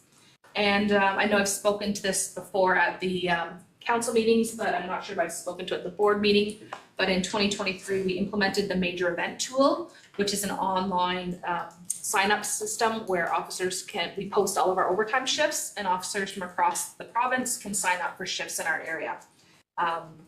So we have officers that return multiple times throughout the summer and from previous summers, so they get to know the area as well. So that's a benefit to us. And they respond with our local members who do also have that local knowledge. So it's been a very successful program over the past, 2 summers and then going into this summer as well. So again, Derek's there. He's the one that puts out all those shifts, manages all the people coming in and out, ensures we have the proper staffing. So if you have any questions for him about that tool, I have him here because he knows the ins and outs of it. But yeah, that's pretty much it for my report. Just kind of touching on all the things about the summer and what's coming up. Thank you very much. Any questions of Commander Bartlett? Hey, Mr. Chair, I should have asked, Derek, sorry, so do you cross over and, I had a good friend who was Midland forever and on the boats, but he also did snowmobiles in the winter. Okay. So is that what you, because obviously you're not doing much in the winter, from that route, so are they across trained, are they doing kind of? So those members, they're on platoon, they're on shift, and then, I divert them from shift work to the Marine as needed. So that we're covering off those busy times, weekends, and then a little bit throughout the week as well. And then we do have members that are snowmobile trained as well as ATV trained, and we deploy them for patrols throughout the trails. And, we have both here, like extensive ATV and snowmobile trails. So yeah, which the inspector touched on there. So, I don't have a fulsome report on that right now, though. Still in the swing of Marine stuff right now. Yeah. And then just to speak more on the major event tool, like that's a tool that's very unique to the OPP. It's an OPP tool and it allows us to garner resources quite quickly from across the province. Mind you, we try to pull more local officers when we can, but we do have a lot of people from outside of West Region even that like to come here, and they dedicate a lot of their time to your communities and they really help them. It's been a struggle sometimes in years past, and this method seems to be working the best for us, because this has been decades that we've noticed that there's a need, right? And it's just being more and more made aware to us through our analytics and our tools that outline where the work is and what needs to be done. So it's a good thing. I was just wondering if we have a presence or a role during the Salmon Derby, or is that looked after entirely by the? That is an own sound event, but traditionally I have always employed a lot of our Marine presence for that. So we have competing interests during that 10 days, but we do try to have officers on the water in Old Sound and Wyerton, and I know it's expanded up towards Lions Head and over towards Beeford, which is all our waters as well. So we try to ensure we have an OPP presence out on the water, as well as the MNRs out during that time as well. And then we still try to maintain patrols on the other side of Lake Huron or some of our inland lakes too, right? So yes, it is a major event though, and it brings a lot of people, not just Old Sound, but the outlying areas. So yeah. Thank you. Sure, there's no alcohol involved. Well, it's getting better, but never say never. Thank you, Chair. Just wondering, bicycles, are they still being utilized at all, and Yep. you know, for community policing and We just for ran summer a trails? course. Yeah, we just ran a course. A lot of our members are bicycle trained. We have new bikes and they're available to the members to use, and we have dedicated bicycle patrols in the summer. And it's usually for those more hot spots where people are congregating, right? And yeah, then we've had good success with it. Welcome.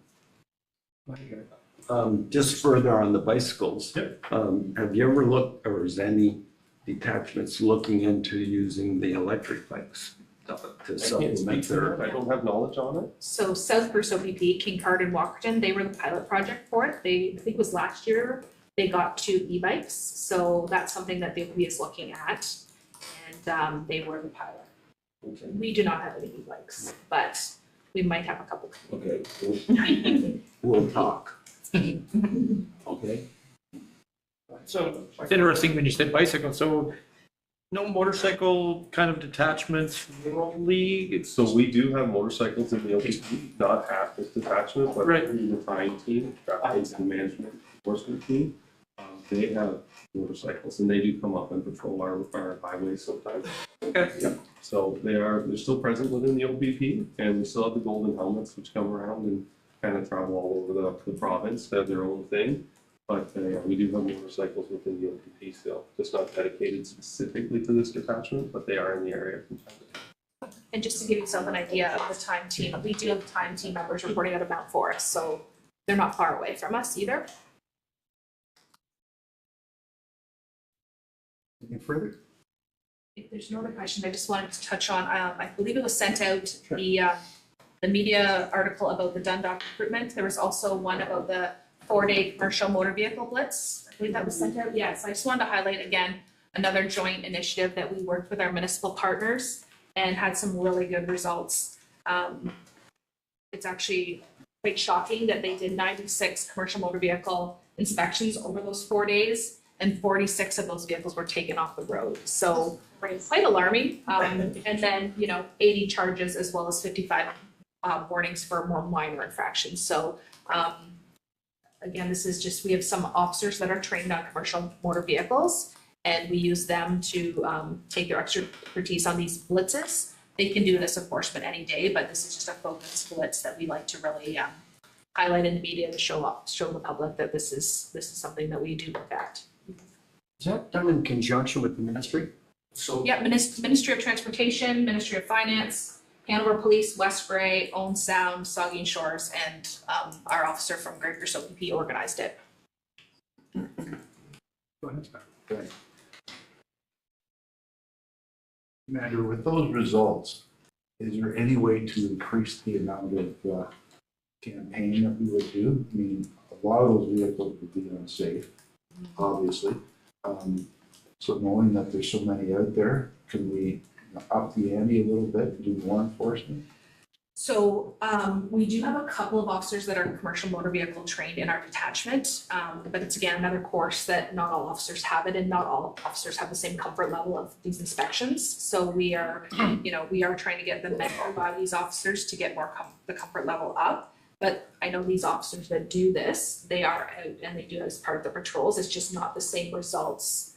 But I think it's just once a year that he normally organizes, or does he do it twice? He does do it twice, spring and fall. So it's just a big undertaking to get all the partners together. And then also throughout the spring, they also do on a regular basis, we do scales on a half-full season. So we have our own set of scales, and we'll go out to different roadways that are half-full and make sure that trucks are in compliance. Some of the unsavory characters that may be driving vehicles that they shouldn't be are often using the secondary roads. So just sure you're aware, but. I know one of the municipal services said that perhaps they could do it on the dump day the next time, because the vehicles that are taking stuff to the dump sometimes aren't the best vehicles, and they have different contraptions going, so. Or going to Scone. What else? Anything further to add, Commander? No, that's all for me, thank you. There is no unfinished business from the other day, so we'll move on to the notice of motion. There is one notice of motion with respect to provincial offences assistant. Madam Clerk, could I ask you to read the motion? If I can, then I will. I'm sorry? It's in the agenda. It's all. Through you, Mr. Chair, just to recap, there are two notices of motion before you today. The first is for the review and reform of the provincial offences system. That's the one I'm dealing with now? Yes, so that was further to direction given by the board to draft that motion. So the motion is presented on today's agenda. There aren't any attachments. It's just that the wording of that motion for consideration of the board. We're happy to take any suggested amendments or changes to the motion, and we'll happily send that out to the bodies listed in the last paragraph, being the Ministry of the Attorney General, AMCTO, AMO, Provincial Parliament, and we'll also CC the member municipalities on this board. There is a second motion. Yes, Scott? Well, I was just going to move it to get it on the floor, Mr. Chair. Oh, let's get it on there. Just further to the direction, there's two motions, but with respect to the POA, further to the direction at the April 22, 2025 board meeting. Madam Clerk, if you could read the motion. Bear with me, it's a long one. Whereas the Grey Pierce OPP Detachment Board serves as a civilian governance and oversight body mandated to guide policy, police and priorities, promote transparency and accountability, and support the development and monitoring of community safety initiatives.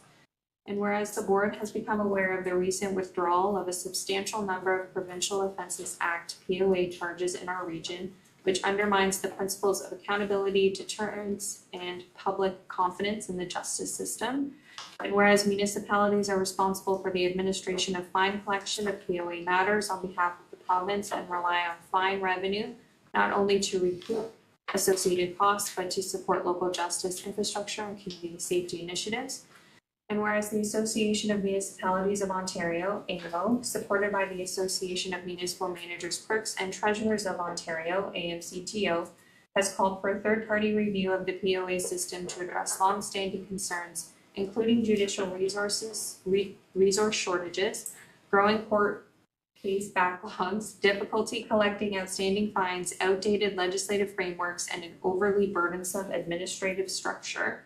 And whereas AMCTO President Paul Shipway and staff recently met with Attorney General Doug Downey and Parliamentary Assistant Monica Cirillo to advocate for urgent reforms to improve efficiency, enhance fine collection, and reinforce the integrity of the POA system in Ontario. Therefore, be it resolved that the Grey Bruce OPP Detachment Board formally express its deep concern and displeasure at the unexplained and substantial withdrawal of POA charges in our region and the negative impact this action has on community safety, public trust, and municipal cost recovery. Be it further resolved that the board endorse AMO's and AMCTO's call for a third-party review of the Provincial Offences Act system and support efforts to modernize POA legislation to better reflect current enforcement and judicial needs. Be it further resolved that the resolution be forwarded to the Ministry of the Attorney General, AMCTO, AMO, and local members of provincial parliament, and that the board request a formal response from the ministry explaining the rationale behind the withdrawal of POA charges and what steps are being taken to prevent similar occurrences in the future. I don't believe you had a seconder on that, so second. Who is the seconder? Councilor Miller? Go ahead, yes, sir. I'm sorry. Well, you offered to second the motion. I second. Sorry? I was seconding the motion. Oh, you're a second. Okay, sorry. With respect to that, I have some comments, but is there any discussion? Go ahead. Thank you, Mr. Chair. The only addition that I would add is that it be sent to municipalities, all member municipalities in the province for their possible endorsement. It could then show up at each member or each individual's municipality. And if that was spread throughout the province, I suspect this is happening more than just Grey Bruce, and that there may be other municipalities that might want to further lend their support to the resolution. I can just offer a comment from my own personal experience and perspective. And I'm backing up what Member Mackey is saying, where we're talking about the displeasure of the substantial withdrawal of POA charges. In my almost 16 years of presiding in traffic court, amongst other duties, I have never, ever encountered that volume. It's unheard of. And I presided in various, not just Central East, I've been moved around the province. I've never come across that. That is unexplained. That is a good reason why that ought to be brought to the attention of all other municipalities in different regions.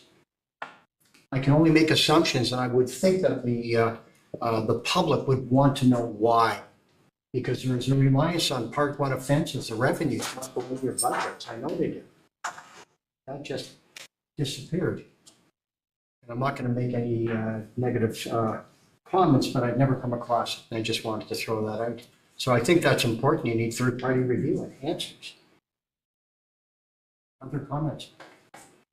Mr. Chair, I would support Member Mackey's, and I would suggest even further that we should circulate to all other police boards as well, so that they're aware of the initiative we're taking, and maybe they would take the same one, and to the OAPSB so everybody gets on this. It'll be interesting to see. We've asked for a formal response. Are we going to get it, and what's it going to say? And the more people that express the same feelings, it's going to give that much more challenge to them to ignore it. Member Martin. Some of my comments were around what Member Mackey has already said. The other police services board, I think it would be worthwhile to circulate to them. I'm also going to suggest that we circulate it to Roma. Now, the next comment I have is I am a board member on the AMO board. my suggestion is going to be that this board, if you're interested, request a delegation at the emo meeting with the AG. Come up with not just your motion, but come up to ways to resolve it, ways to resolve the issue. Because that's what ministers always want to hear. They don't want to just hear this problem, they want a solution, right? So although it's worded great to say we have displeasure, we don't have a solution, right? And that's just the next piece that I'm going to say. We really should be able to back it up with what our solution is. If that's, I don't know what that would look like, but I'm just saying, it's one thing to say displeasure, but. There is a request on the table to amend the motion. Let Constable Barfoot speak to it first. I was just gonna say, there has been a solution put in place. They did hire someone the week after, so we have not seen this since this one-off. So I just want to speak to the solution side. They did hire someone specifically to deal with Part 1 matters and Part 3 matters. Were you going to say something? Thank you, Mr. Chair, through you. I was simply going to note that I have amended the motion to reflect that it be circulated to ROMA, all Ontario municipal councils and police services boards, and the OAPSB, in addition to all the other parties that were previously mentioned. That seems to meet the recommendation. Go ahead. You're good with that? No, just a thumbs up that encompasses. I thought so. Go ahead, Carl. We want to just say something along, while we understand that additional staff have been hired, we're concerned that this doesn't happen in the future, just something that acknowledges the solution, as you said.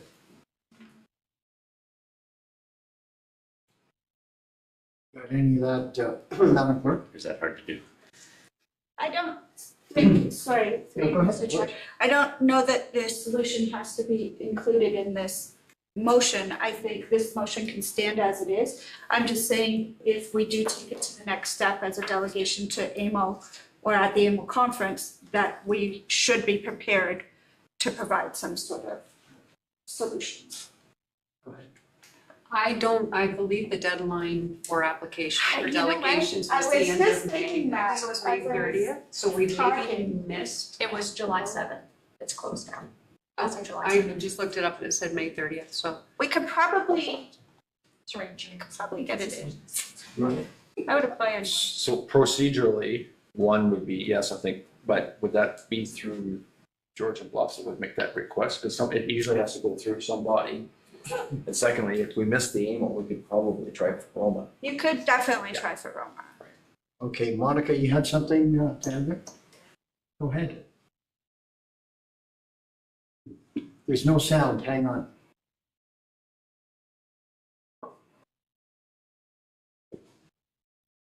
We can't hear you. Just a sec.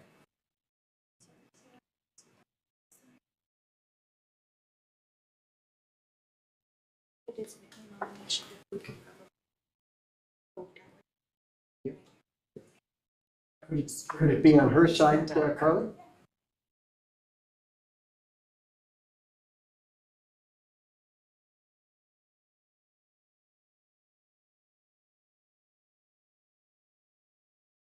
Yep, it's showing.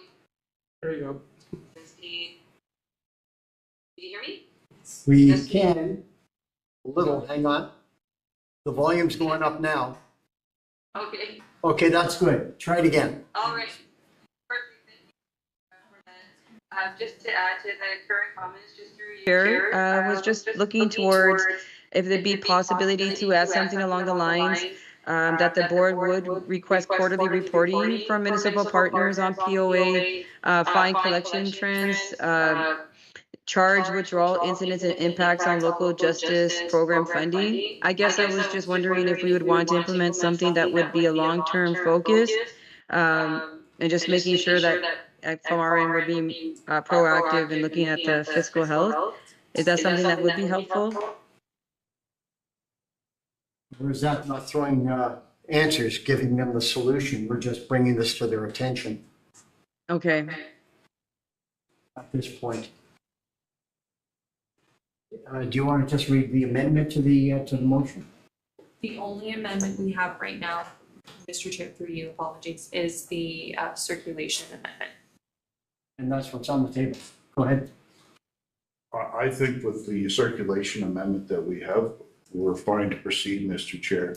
Adding anything else, Inspector Bartlett mentioned that the ministry has maybe taken steps. That hasn't been officially communicated to us. It would be nice to see that after we send out our correspondence. Exactly. What their response is, and then we can determine, where to go from there. If they're acknowledging they've made a mistake and have remedied it, then our issue is done. I don't think we should be throwing the solution out at this point. Somebody else, anything further on this one? Okay, all in favor of that amendment? Opposed, if any? That shall carry. Mr. Chair, if you could just take a vote on the motion. You had the vote on the amendment, now we need the vote on the main motion, please. Good point. The motion and the amendment have been read. Is there a mover on the motion? We already have a mover and a seconder. So And a just. second. We just- And the vote on that? All in favor? Opposed, if any? Motion shall carry. We have a second one. This is the appeal to the Ministry of the Solicitor General for reinstatement of provincial funding, further to the direction provided at the May 27, 2025 board meeting. I would ask you again, Madam Clerk, to read it. And through you, Mr. Chair, the motion reads as follows. Whereas under the former Police Services Act 1990, municipalities receive provincial grant funding to offset the costs associated with the appointment of provincial representatives to local police services boards.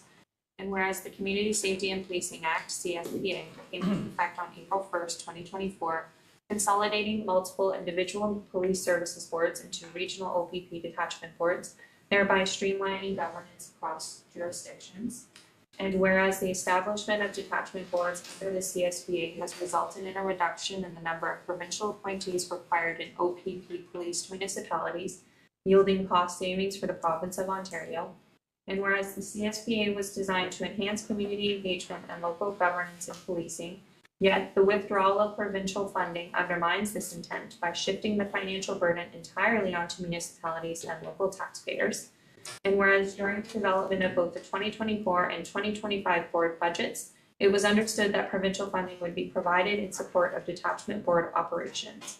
And whereas it has since been confirmed that the province will not be providing the anticipated contribution of $6,600, a figure previously expected as part of ongoing provincial support, now therefore be it resolved that 1, that a formal request be submitted to the Premier of Ontario and the Ministry of the Solicitor General respectfully requesting the reinstatement of the annual $6,600 in funding to support the ongoing operations and governance of the Grey Bruce OPP Detachment Board, and 2, that a copy of this letter be circulated to all participating municipalities within the Detachment Board area, as well as to the Member of Parliament and Member of Provincial Parliament for Grey Bruce Owen Sound.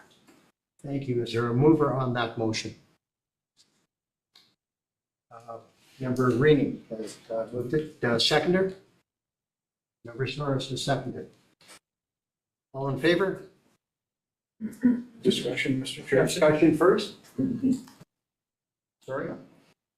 If I may, question maybe to Brittany, do we know what the actual cost is for a provincial appointee based on our budget? The $6,600 was the annual cost for appointees through the province.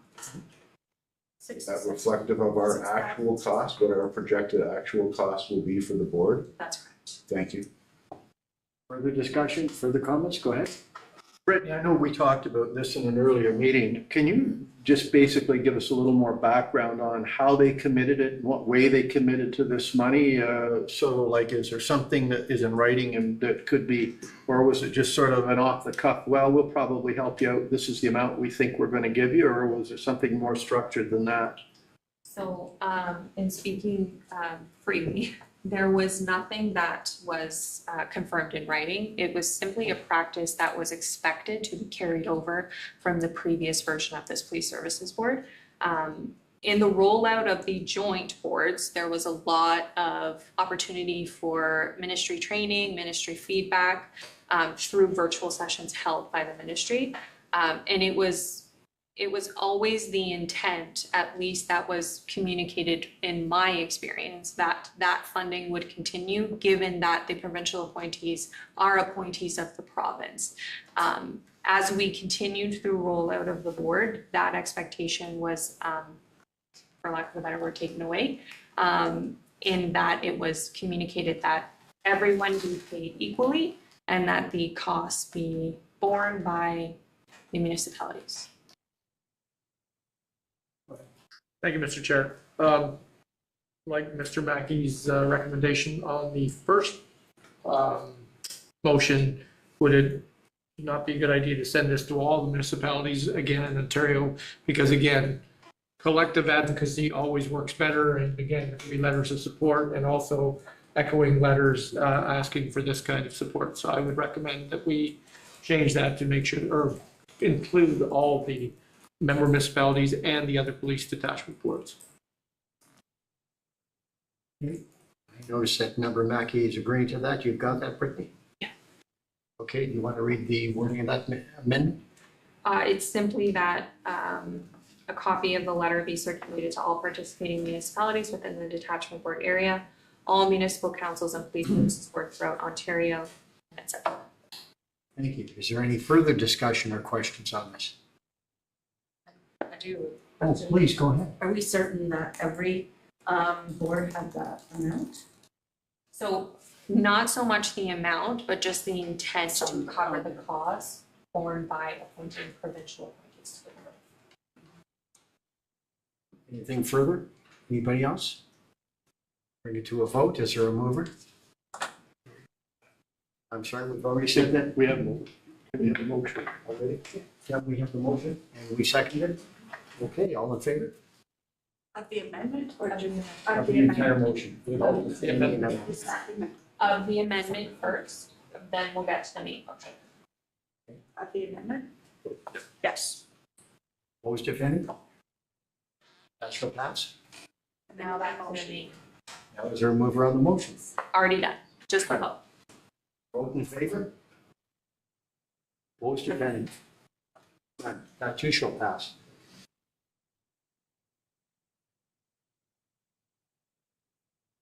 Any further with respect to motions? I think we've got that all, Ricky. So just a follow-up, Mr. Chair. I'm sorry, go ahead. So if this being circulated to other municipalities, at a future OSAB meeting, or will we get a feedback? Because it'll actually come here, if there's support? Yeah. We'll get correspondence, hopefully. Yeah, so that'll come up in the future council, or meeting. Sorry, go ahead. This is a question through you, Chair, to I access my agendas through eScribe. None of those motions show up in eScribe, just the heading. So is there a way to fix that, or do I need to access the agenda through the web like everyone else is likely doing? I can certainly take a look at your iPad. They should be there attached as votes. No attachments.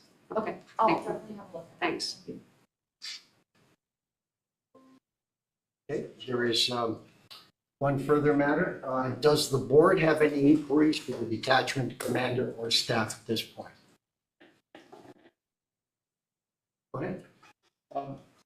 I raised this with you, Mayor Barth, but we have two members who are from First Nations groups, and I was curious, and you did respond. My understanding from your response is that one of those members is, it also has its own police detachment, but it only works a certain number of hours, and the OPP, you fill in for the rest. And so I just think it's important, like one of the things that member Colburn referred to was the talk we heard about, giving First Nations equal support for policing, and it just raised in my mind, well, because we have two of our members here that are in that situation, it's important for us to understand their policing needs, because I think they're unique and very important. It should be as equally important to us as a board. And so I'm just curious to hear your take in terms of how you feel the fact that you do have these relationships with these two First Nations groups to provide that policing and that support, and how it works, if it's different or if there's any. And I'd like the feedback from those representatives too, to hear about them and their involvement. So I can speak from our side of this. So we have Saugeen and Nawash, and they are very different. Saugeen, we are the police of jurisdiction there. They do not have their own police. We police there. We are the only police that would police there. For Nawash, they do have what's called an Ontario First Nation policing agreement. So it's administered through the OPP. So they get all their training through us. You know, all of their administration is done by our detachment. However, they wear different uniforms that says, I think they've changed to Nea-Shiniming Police on it. It used to say Cape Croker Police, but they're now the Nea-Shiniming. So they do look slightly different in their uniforms, but they get all the same training as us. They attend our annual training with us. So, you know, very similar style policing. And they do not work 24/7, like 365 like we do. So when they are not working, they also have a limited number of officers, so they can't provide 24/7 coverage. So if someone's not working there, it comes straight to us. And if they do have a member working, we're their backup. So we work very closely with them. I meet monthly with their sergeant of their service. We talk about any issues we have.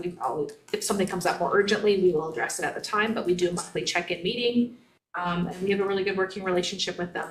They lodge all of their prisoners at our detachments, breath techs. I think most of the breath techs come to our detachment. They do have I think one trained breath tech, but they don't have all the instruments there. So very close working relationship with us. That answers the question. Mm-hmm.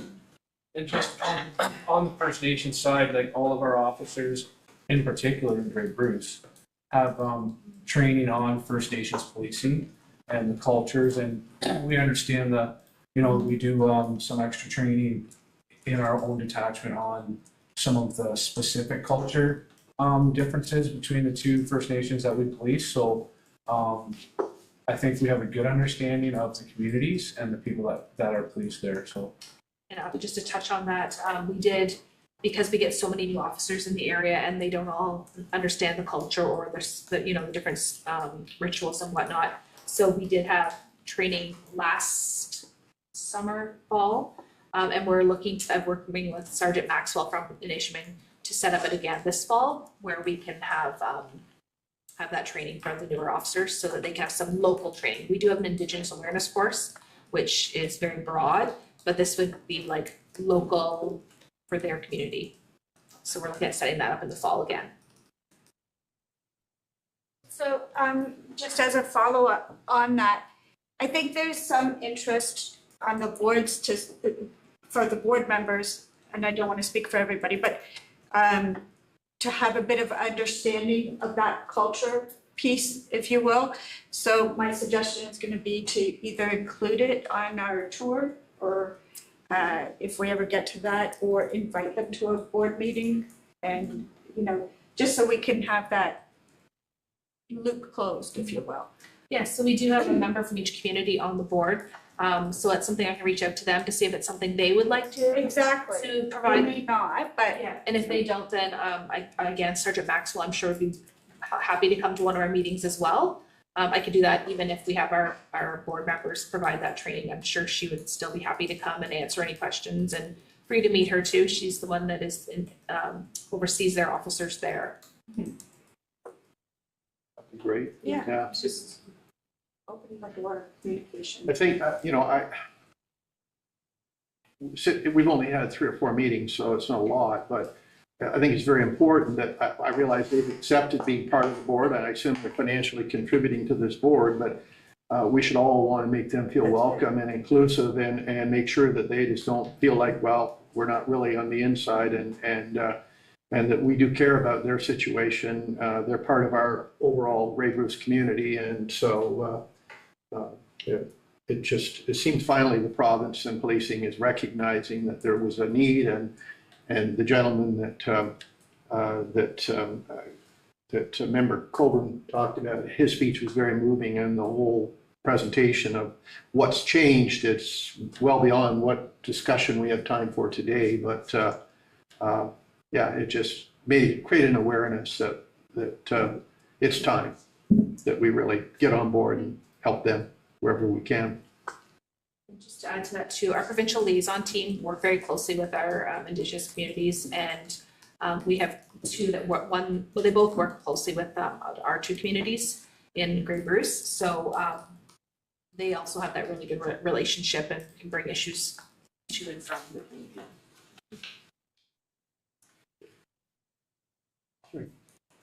Yeah, so I just wanted to add to that. Part of the conference discussion we had was being very careful not to implement a white knight syndrome in telling our First Nations communities what they need, but rather for that to be driven by their feedback and comments, because they may see their needs as very different than the rest of us. And if I may, I would like to segue into another question for our inspector. So when we look at clearance rates, it struck me that it all sounded, very impressive, and I'm sure it is. But as a board member, I don't have any benchmarks. So I don't know what a good clearance rate is for a particular type of crime. So I believe I asked Marla probably in the middle of the conference, how do we know? But how do we know? And we happen to be sitting beside a detachment commander, it's Orangeville Police, so that's not, that's different. And he suggested for comparators to know if we're hitting the mark, the benchmarks, to look at the crime severity index, which I looked at briefly online, and also use the county stats as a comparator. And I just wondered how you felt about that, or do you have a better suggestion for us in terms of understanding whether we're meeting the standard that we ought to be meeting with clearance rates? No, I think that's something that we've been doing. It is a countywide statistics that we're providing now. We used to do it to each municipality, but now it is the Grey Bruce detachment area statistics that I'm sharing with all of you. So that's what you are seeing is the policing areas clearance rate, not your individual municipalities. Sorry, he did share this, or he did bring your question up to our, what do they call it? Our CTSB unit. I don't even know what the acronym means right now, but to the people that oversee our reports. And yeah, he said we don't have a benchmark clearance rate or a standard clearance rate for different things, because that really gets into that. How do you determine what that clearance rate standard should be? Because you're never going to have 100% on certain things, right? You'll find that the violent crime, the crimes against the person, higher clearance rates. Property crime is always going to be a lower clearance rate, because I mentioned this before, you don't have always the witnesses, the evidence, whereas a victim crime, a person crime, you have that victim that's there and is witness to it, right? So they also mentioned that, looking at clearance rates by the month isn't always ideal, because you can have big fluctuations. It's better to perhaps just look at it year by year. What's the clearance rate? Because 1 month you might, wow, we have a 300% increase in our clearance rate, and then the next month it goes down to, it's a negative whatever. So that ebbs and flows throughout the year. You want to look more at the overall yearly clearance rate, which gives a better picture of overall what it's like.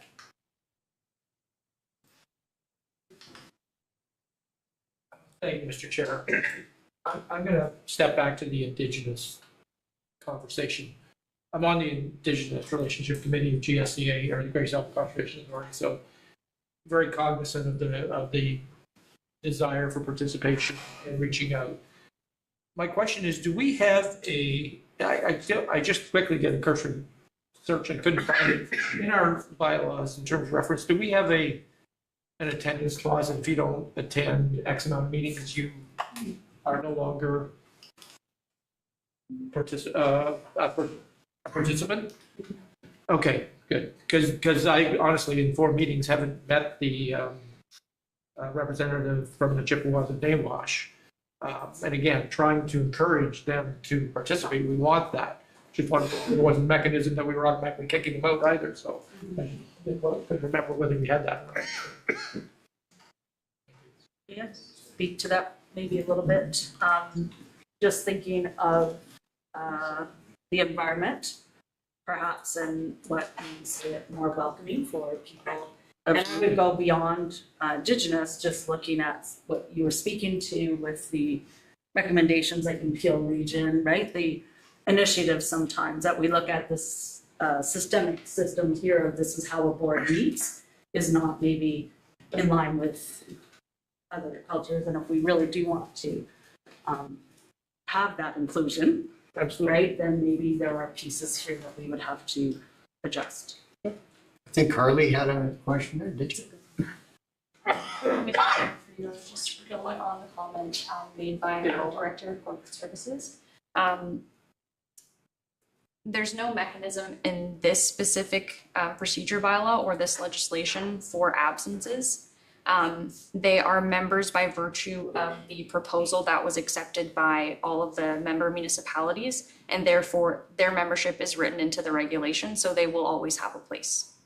Unless that regulation is amended, that would be something that would have significant consultation with everybody involved, and then there would have to be an application to the ministry. So as I say, they have a place in the legislation, and therefore we don't have any mechanisms to remove based on, no attendance, but it does affect our quorum as an operating board.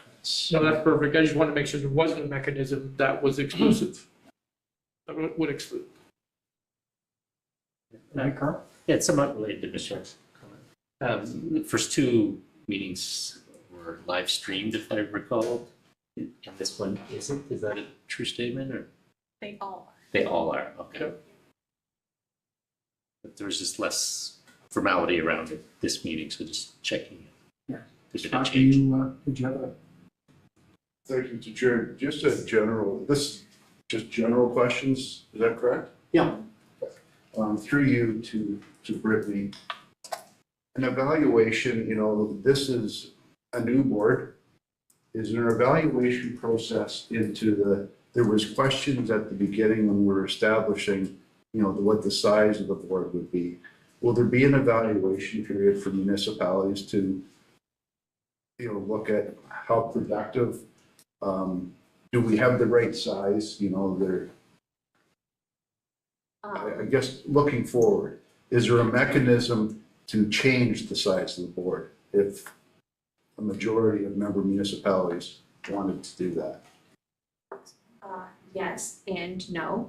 Yes, we could evaluate and present a case to shift the structure that we have created here, but we cannot unilaterally do so. The legislation has to be amended to reflect the proposed change. So it's not as simple as, passing a motion and establishing a new board. Is it the regulation or is it the statute or the regulation would have to be amended? The regulation? Regulation to the CSBA that establishes all the boards throughout Ontario. Okay. And that's not, correct me if I'm wrong, that's not all that difficult to get a regulation amended. So it may not be difficult, but it would be more difficult than simply the board saying, we're not sure this is working, we're going to shift in this I direction. agree with you on that. Yeah. Yeah. But it could be done. It could be. Okay. Go ahead. Mr. Chair, further to Member Urick's comments, specific to attendance, I don't think any of us would want to start out with a heavy-handed approach and say we're going to throw you off if you don't show up. I think we'd be more interested in encouraging those who haven't participated as much to be hear and emphasize to them that their input is important, their value is important. Sure, quorums and all this is part of it, but that probably isn't the biggest issue. And so I'm just thinking in terms of, okay, who and how is the best way to communicate that message? My own thoughts would be that you as the chair could reach out to those representatives and just have that kind of conversation with them and just encourage them and support them in their participation, whether it's via the internet or in person. And I think a good step towards that would be inviting their officer, their sergeant to come and speak, because that might encourage them. If there's their police representatives coming to our meeting, they would come with them. And that I don't know if you need a motion for that, or whether that would just be something that you would be able to do without a motion. Well, I can speak to that. It's interesting you mentioned that, because in a family gathering, a family member asked me what was I doing with the board and give her a little more information. And she comes from a sociology professorship background. And she said, as chair, do you not feel the obligation to try to encourage them to attend? And I said, let me think about that. And it's interesting that just got brought up. So if, and I'm kind of reaching out to Marla on this one, do you think from a policing standpoint, if that would help? If, say, myself and yourself or designate attendant? I don't know. I'm still thinking about it. So I don't know that, like Sergeant Maxwell attending has nothing to do with the Saugeen representative. It would only be Neheshinimi or Nawash. She has nothing to do with Saugeen. That's just the Neheshinimi police. So our officers are the ones, like Gravers OPP are the officers that attend Saugeen for Pulsar service. We do have provincial liaison team members, and they were the ones that helped us get our representatives by getting into communities and having those conversations. So I can get them to also reach out again. I know both those members. I met with member Root on a matter at Saugeen last month, and I know member Shigano as well. So I can also reach out to them. I'm happy to do that to see if they're able to attend the next meeting. Brittany, is there any reason why I could not? I think you reaching out to them is a nice gesture. Does anybody feel or disagree with? I'm sorry, go ahead, sir. I honestly think relying on us to compel or encourage someone to come to a board meeting is not our place. Exactly. That is the job of the board. We are here to represent the OPP and the policing aspect and what we do operationally within your municipalities and county. As far as the board's concerned, I think we'd be stepping outside of our duties as not members of the board. We're here as representatives of the OPP. Okay, I'll take your advice on that. I turn to my nearest mentor. What do you think? Myself and? I mean, I think probably just one person meeting would be so that folks aren't feeling intimidated. I certainly can make that commitment. I'm absolutely delighted to do that. So, but I work with either Jody or Brittany with that, if everybody's in support of that. I think it's important. Yeah, I think I know how to share the message. Okay, leave that one with me. I'm sorry, go ahead. Yeah, I'm happy to consult maybe if you want it. I have a social work background. This is my jam, so to speak. Delighted to hear that. I would offer to accompany. Thank you. I think that's because this important. is a relationship first culture. Yeah. Right, and I know this is maybe this type of culture. Like we came in, we had a board meeting.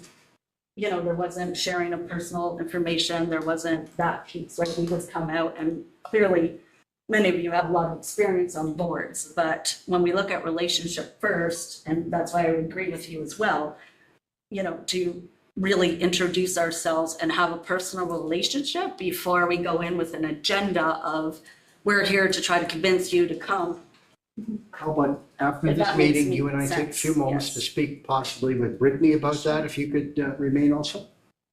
And then we'll carry the ball. Okay? Good. Is there anything further on with respect to that?